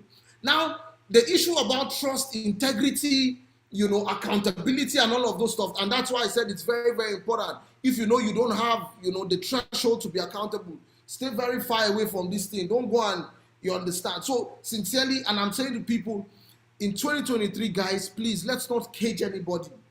No matter where the person is coming from, so long as the person, and this is what democracy is about. People should be let alone to support anybody. For example, the person who became the APC women leader yesterday, there was also an advocacy, where people started saying because she supported NSAS protests, blah, blah, blah. And I told them, I said, can you people listen to yourselves? Can you people actually listen to yourselves at all? I was happy she emerged as a consensus candidate to, to be the women leader, and she's 35 years old. I don't even care about her age and anything. But the truth of the matter is people should not be victimized for anywhere they stand, so long as they have supported or they're speaking about the people and they're supporting the people. So for me, it's pro-people. I don't know if that answer sits well with you, but this is my opinion. Now, someone's asking, how do we get funds for advocacy? My guy, I said it. I said funding is important. Funding is important. But funding is not the only prerequisite for a successful advocacy.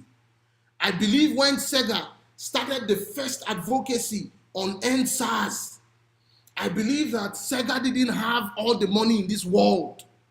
I strongly believe, because at the first protest were less than 20 at the Unity Fountain.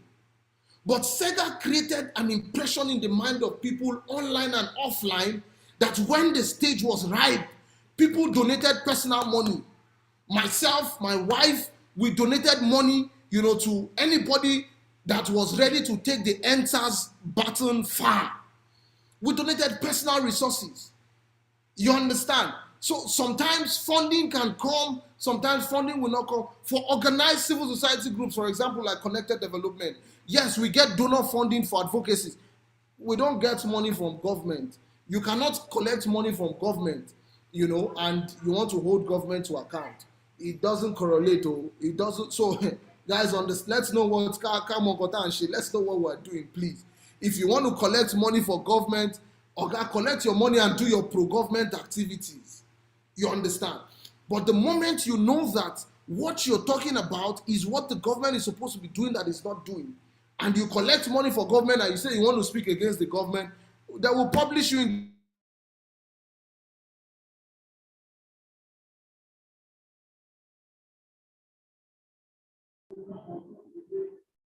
the paper. So that was who was contesting to be the APC youth something. I was just saying, I hope it was a joke though. People were saying, we had 2 court cases or something. I hope it was a joke, by the way. I hope it was a joke. You understand? Oga, they'll bring out receipts for you. And the moment government is able to succeed on that, you are going to bring down everything you thought you've built. You're going to lose the trust people have for you, and the government is going to drag you. So please, if you do not have funding, and that's why I said coalition, build a coalition, it's important. Or register an organization, because no donor will give, there are some donors that will give, small grants to people who are not registered. Start up an organization, register an organization, and look for grants, from organizations that are ready to fund that part of your advocacy. It's very, very important. Connected Development is funded, fully funded. You understand? And so the question we'll now begin to ask is, how do we sustain advocacy? And that's why we created this kind of course module, to teach community how to take ownership.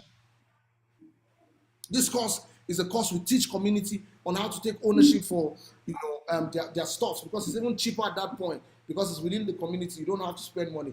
Every advocacy, you may not see, not all advocacy needs $1 million. No.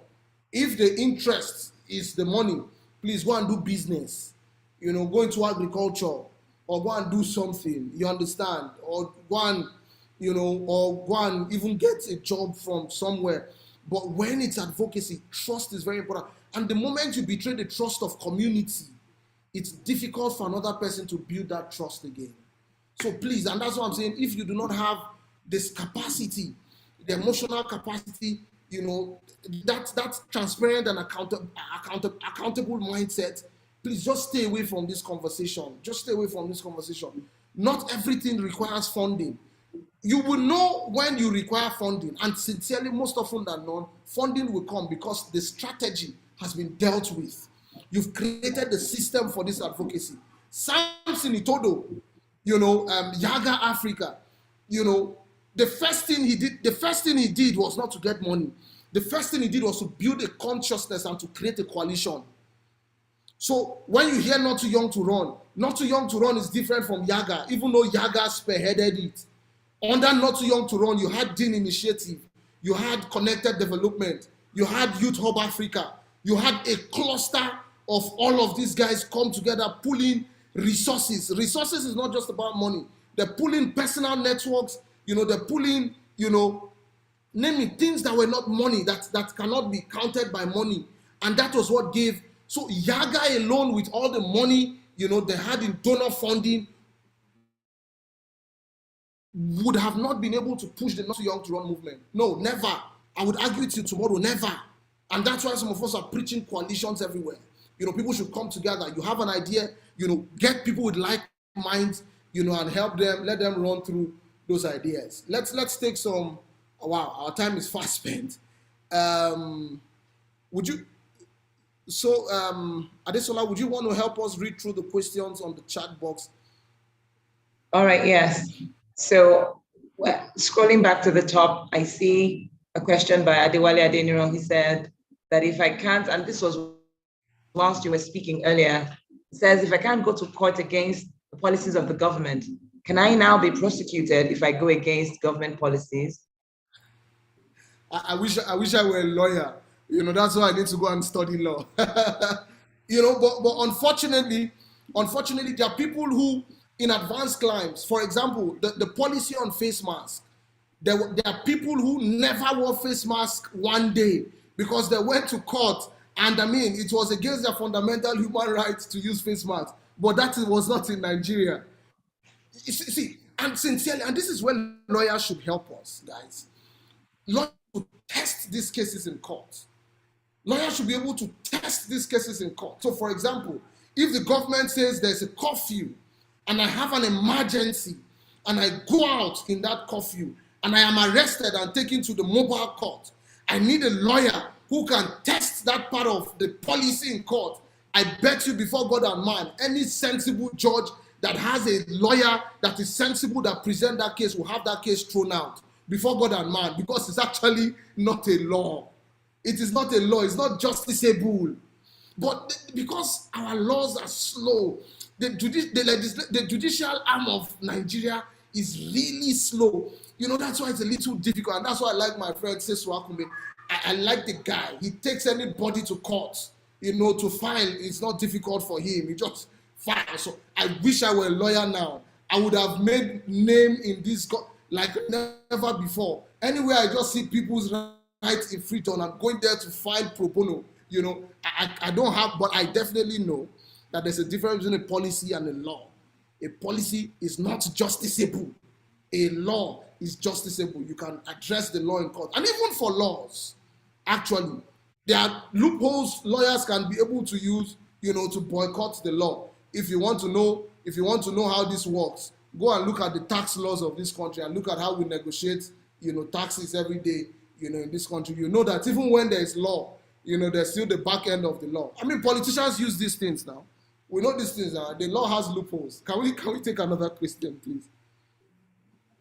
Okay. I know whilst you were speaking earlier, you talked about educational loopholes in the Constitution. Someone asked for you to clarify that and point that out for them.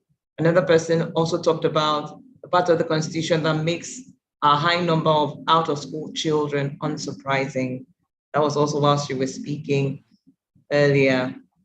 Yeah, let me quickly address that. So what I was saying actually was that now education, the right to education is a fundamental human right, very justiciable.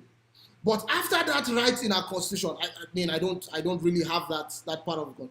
After that right is a clause that speaks to the fact that you cannot take a government to court for those when those rights are not upheld. I said someone should help me look for it. I don't know where it is actually, but I've seen it before and I cringed when I saw it, in our Constitution. So the right to education, which is a law in itself, is actually not justiciable from our Constitution.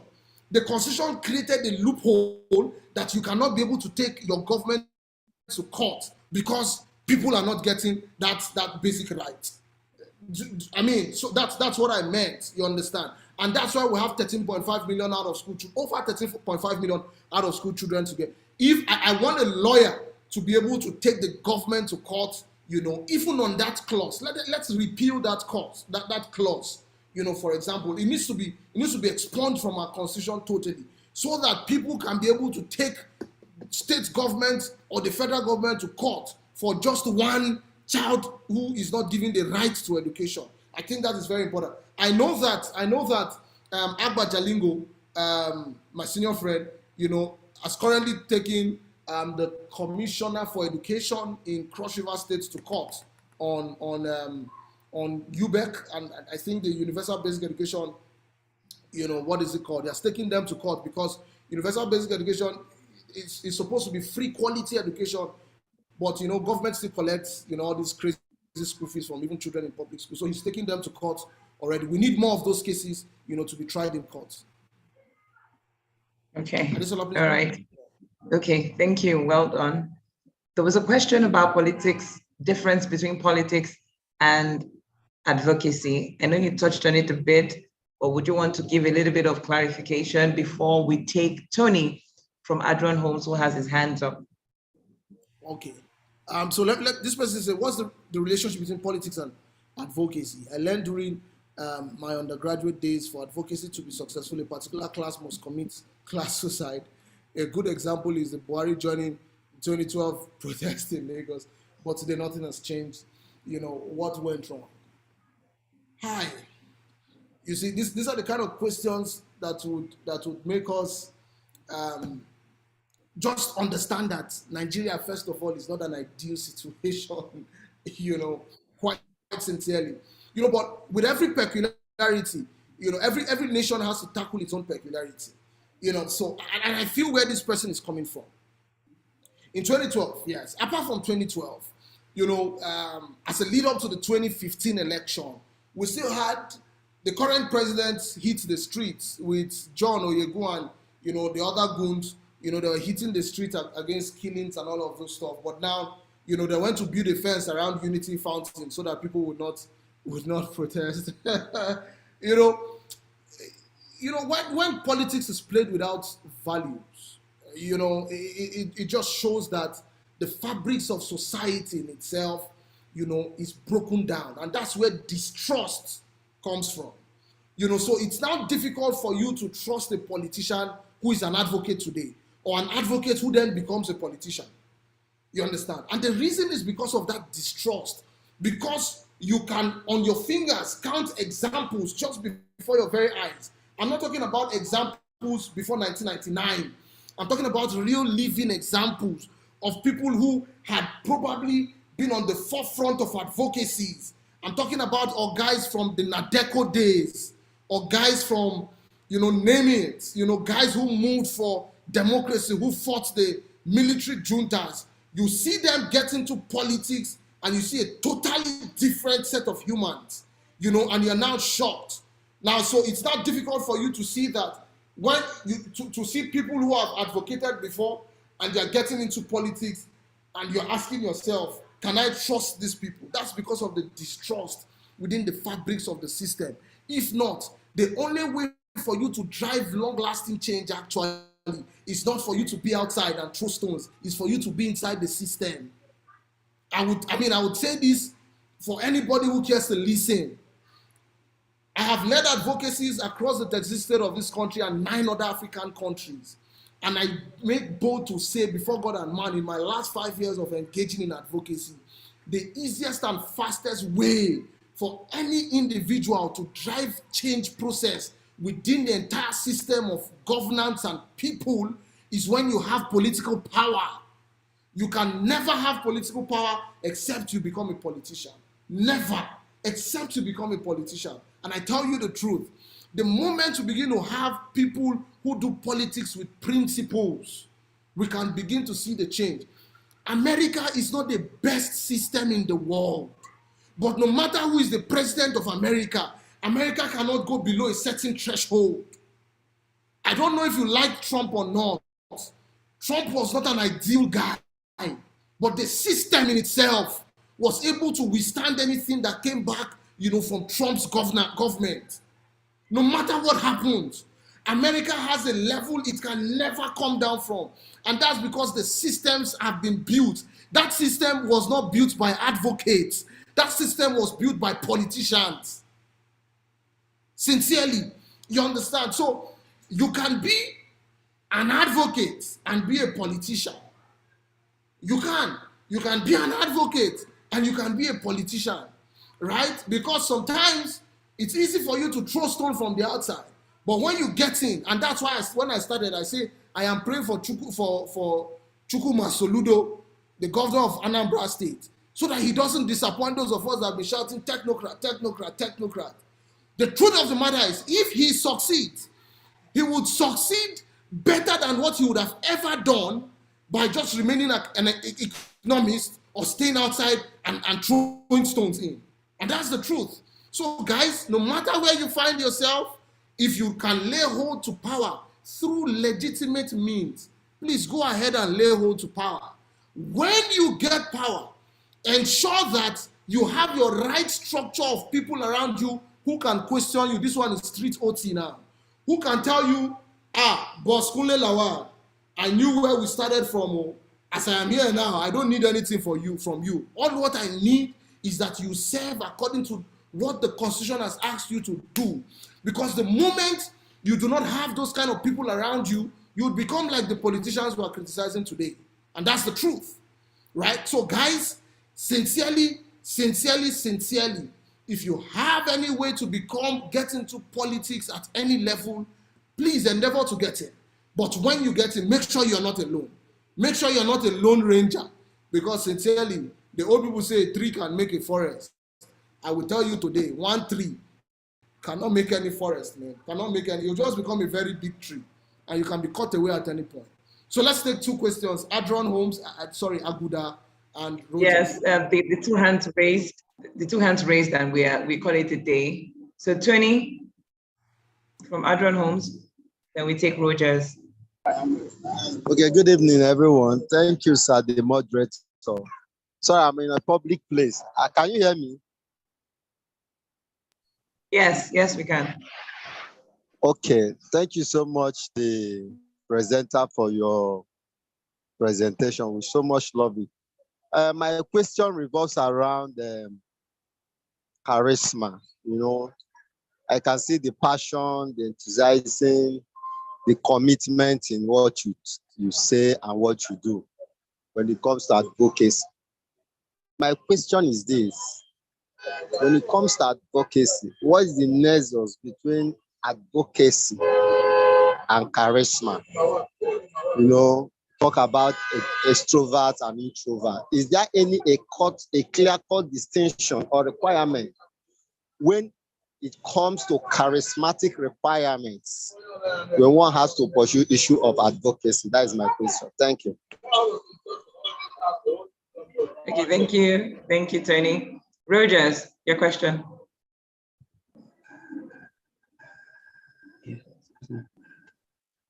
Okay, good evening, everyone. Thank you for the very insightful presentation and teaching.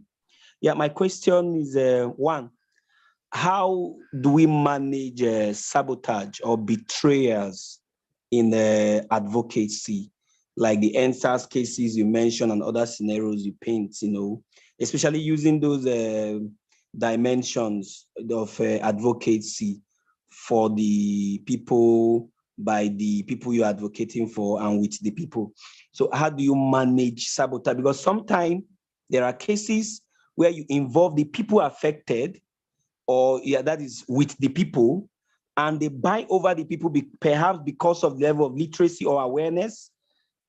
How do you manage such situations? That's one. Two, I've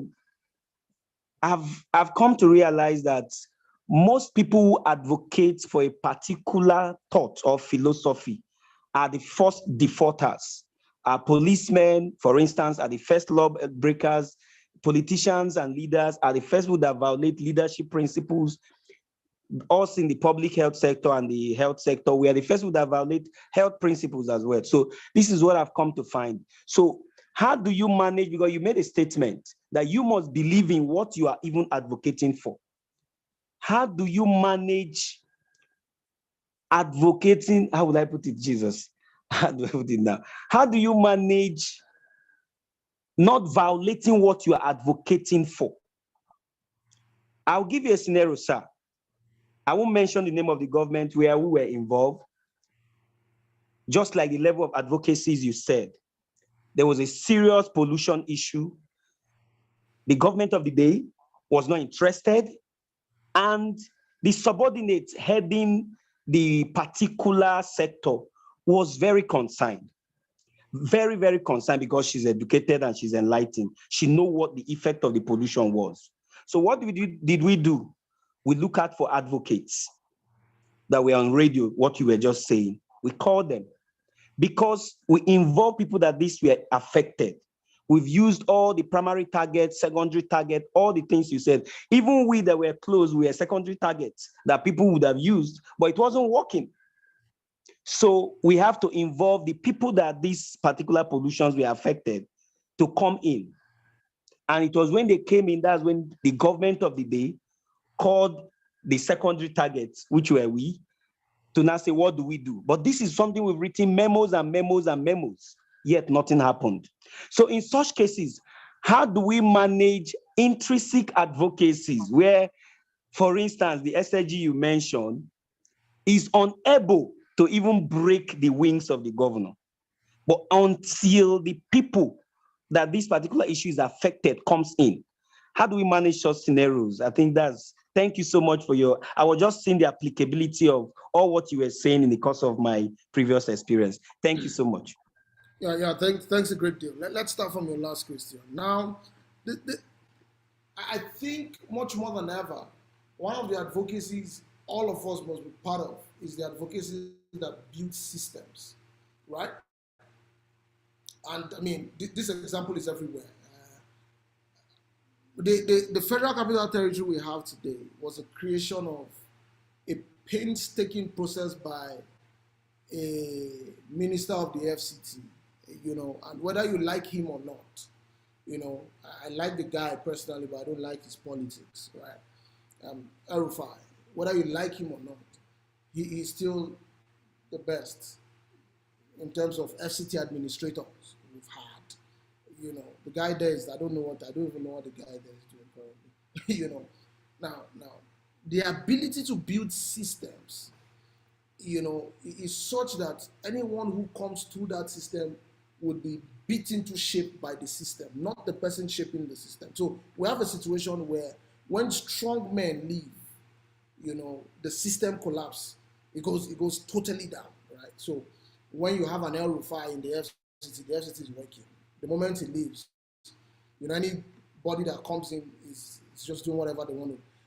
God rest her soul. Professor Dora Akunyili. When Professor Dora was, what is it called now? NAFDAC was in charge of NAFDAC. Awesome. But immediately she left. The next guy that took over, the person that is there, I don't even know what it's like. You understand? Now the system went back to its default. So it's as if our default system, is just for things not to work. Now, so we've seen a whole lot of strong people. We need to build strong systems. So one of the advocacies all of us must be a part of would be strong system. We must advocate for strong system. So no matter who's there, the system will work. I also remember that I said, you must know the people that are your allies. You must know the people that are the primary targets or the secondary targets. You must know the people who will stand against you. You must know that these people, first of all, the character of these people involved is the fact that they don't want to do anything. They don't want anything to work. Then you can begin to create your own kind of advocacy, your unique kind of advocacy. If you all through my session, I just gave broad, open-ended principles of engagement. I cannot come and tell you because every context requires its own style of engaging. And even the people in the context will determine the kind of style you will use to engage. If there are people that will come at night to shoot you, you definitely know that you have to engage on another level. So for example, the Nadeco guys had to form Radio Kudirat, as led by the current governor, Governor Fayemi. You understand? It was a covert operation, because the juntas were ready to kill anybody, who was talking about Abiola's mandate. So sometimes you have to be very covert. Sometimes you can put a name to the engagement. Sometimes it's background. You don't even want to be seen. because the moment you are seen, they take you out. Sometimes you even have to leave the country. I mean, those of you on Twitter, David Hundeyin, I mean, he's not in the country, so a whole lot of things do not apply to him. You cannot be in Nigeria and be doing what that guy is doing. You understand? That would have taken you a long time ago. So the times, so depending on your issue, you have to structure your advocacy around the complexity, of your issue, and also realize, this going to the sabotage question, also realize that, and that's why you need to create a monitoring and evaluation structure. You need to come back to see lessons. You need to learn lessons. What is happening differently? What is changing? What are the emerging trends? What didn't we think about before we started this advocacy? Let's come back to the drawing board and reanalyze. One of the problems the NSAS protest had was, even if it was decentralized, there was nowhere to come back to the table and say, what have we achieved? How can we change this? There was no control room of some sort, right? That was also one of the strengths, was the decentralized nature, and one of the downfall was still the decentralized nature.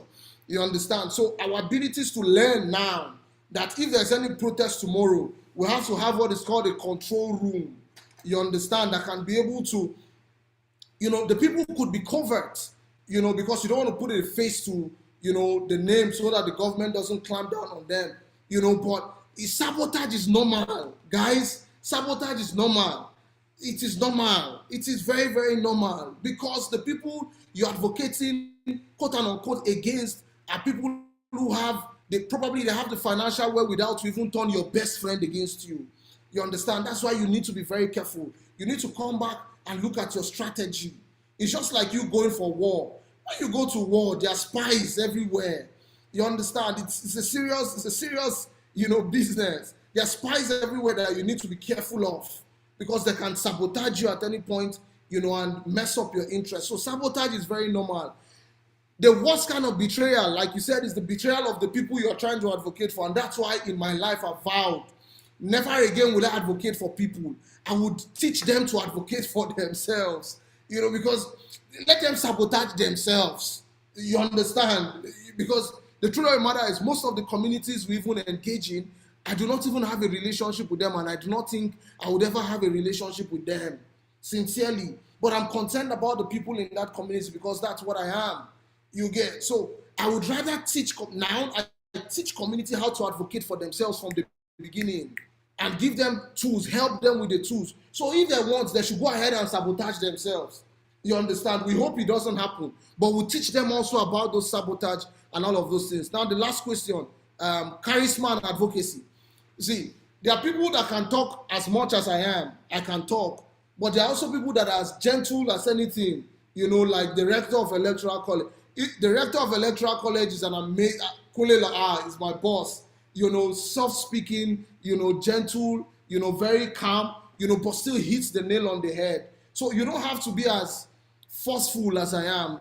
I mean, I'm even tired of this forcefulness, because sometimes I just expend a whole lot of energy and people don't even listen and nothing changes. It's discouraging. You understand? So your charisma could help. Your charisma could help.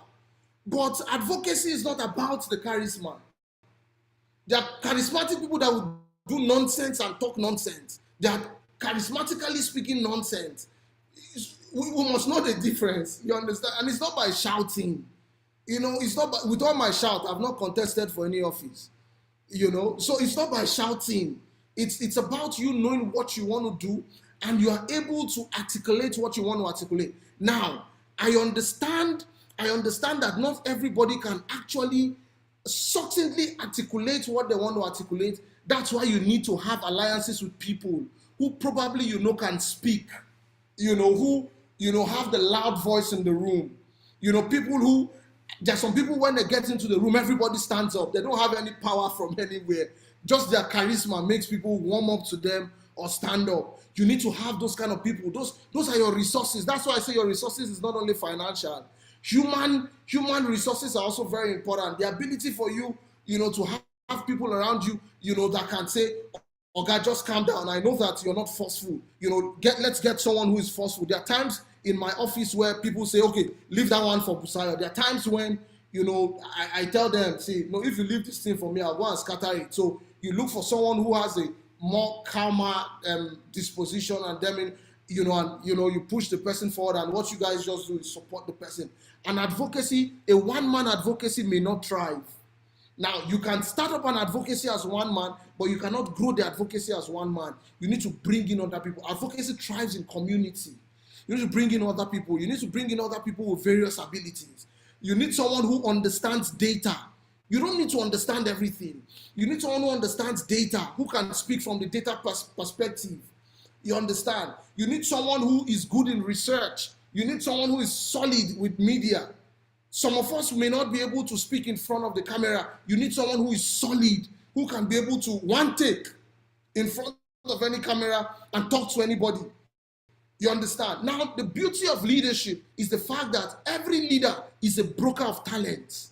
It's a broker of talent. So when you bring people with so much talent together, your challenge or your burden would be to be able to manage those talents they have, so that, people or things do not just go, in any kind of way that is not too smart. So guys, you don't need to, be all muscular. You don't need to be big. You don't need to be tall. You don't need to be energetic. You just need to be a leader. You need to be a leader. There are people, I know people that will tell me, Busayo, I don't want anybody to even see me. You can go and do this on my behalf. I don't want anybody to see me. There are people who are silent, but their silence is controlling a whole lot of things that you see outside. Not everybody will be in the forefront. Some people will have to be in the middle. Some people will have to be in the back. And I tell you, the guys who do the major work are the people at the back. People at the back end. Those are the guys that are doing the major work. Those are the guys that are seeing the strategy you're not seeing. Those of us who are at the forefront of the field, who are just shouting, we're moving. But if we're smart enough, we would go to the back and take instructions. Hey, chief, what is happening from the back end? What can you see at the back end? The person at the back end will tell you, I just got intel that police is coming. So what do we need to do? We'd have to mobilize and shift base. You understand? People at the back end will tell you, it's as if your guys are becoming violent. You have to turn back and tell people, to calm down, to bring it down. The guys at the back end, are the people we rarely do not celebrate, but they are the guys who control the best of the things and make things happen. So no matter your natural gifting, charismatic, introvert, ambivert, extrovert, all the whole vats put together, you have a place in the advocacy journey. But please do not travel alone. Don't be a loner when you travel. If you're a loner, it is easy to take one person out, but it is very difficult to take out a community. Because even in a community, if you take one person out, the idea still lingers. One of the reasons why Boko Haram is still Boko Haram till tomorrow was the fact that even when Mohammed Yusuf was killed, his ideologies had already sunk into the minds of people, so it was easy for them to carry it over.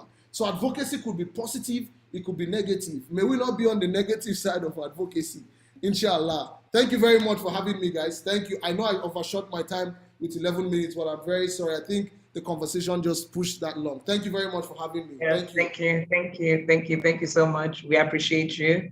Please, participants, classmates, let's give a thumbs up. You can drop your emojis in the chat box, just saying thank you and appreciating Busayo Marakinyo for such a great session. Participants would really love to engage with you, so we would love for you to share your handle. We'd love to share your handle so that they can basically just get to chat up with you.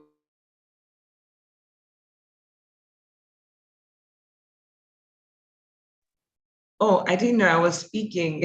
I didn't know I was muted. All right, so okay. So he has dropped his Facebook and LinkedIn handle. You can follow him, Busayo Marakinyo Oluwadamilare. All right, thank you very much. Please say a very big thank you on the group chat and at Dami Busayo on Twitter. Okay, so folks that are asking, engage with him and continue the conversation. Thank you so much, sir, for being with us. We say a very big thank you once again. Classmates, we say thank you for attending. I know we shot our time, but it was a really rich and engaging conversation. Thank you, everyone. And on this note, we'd like to say bye-bye. See you next weekend.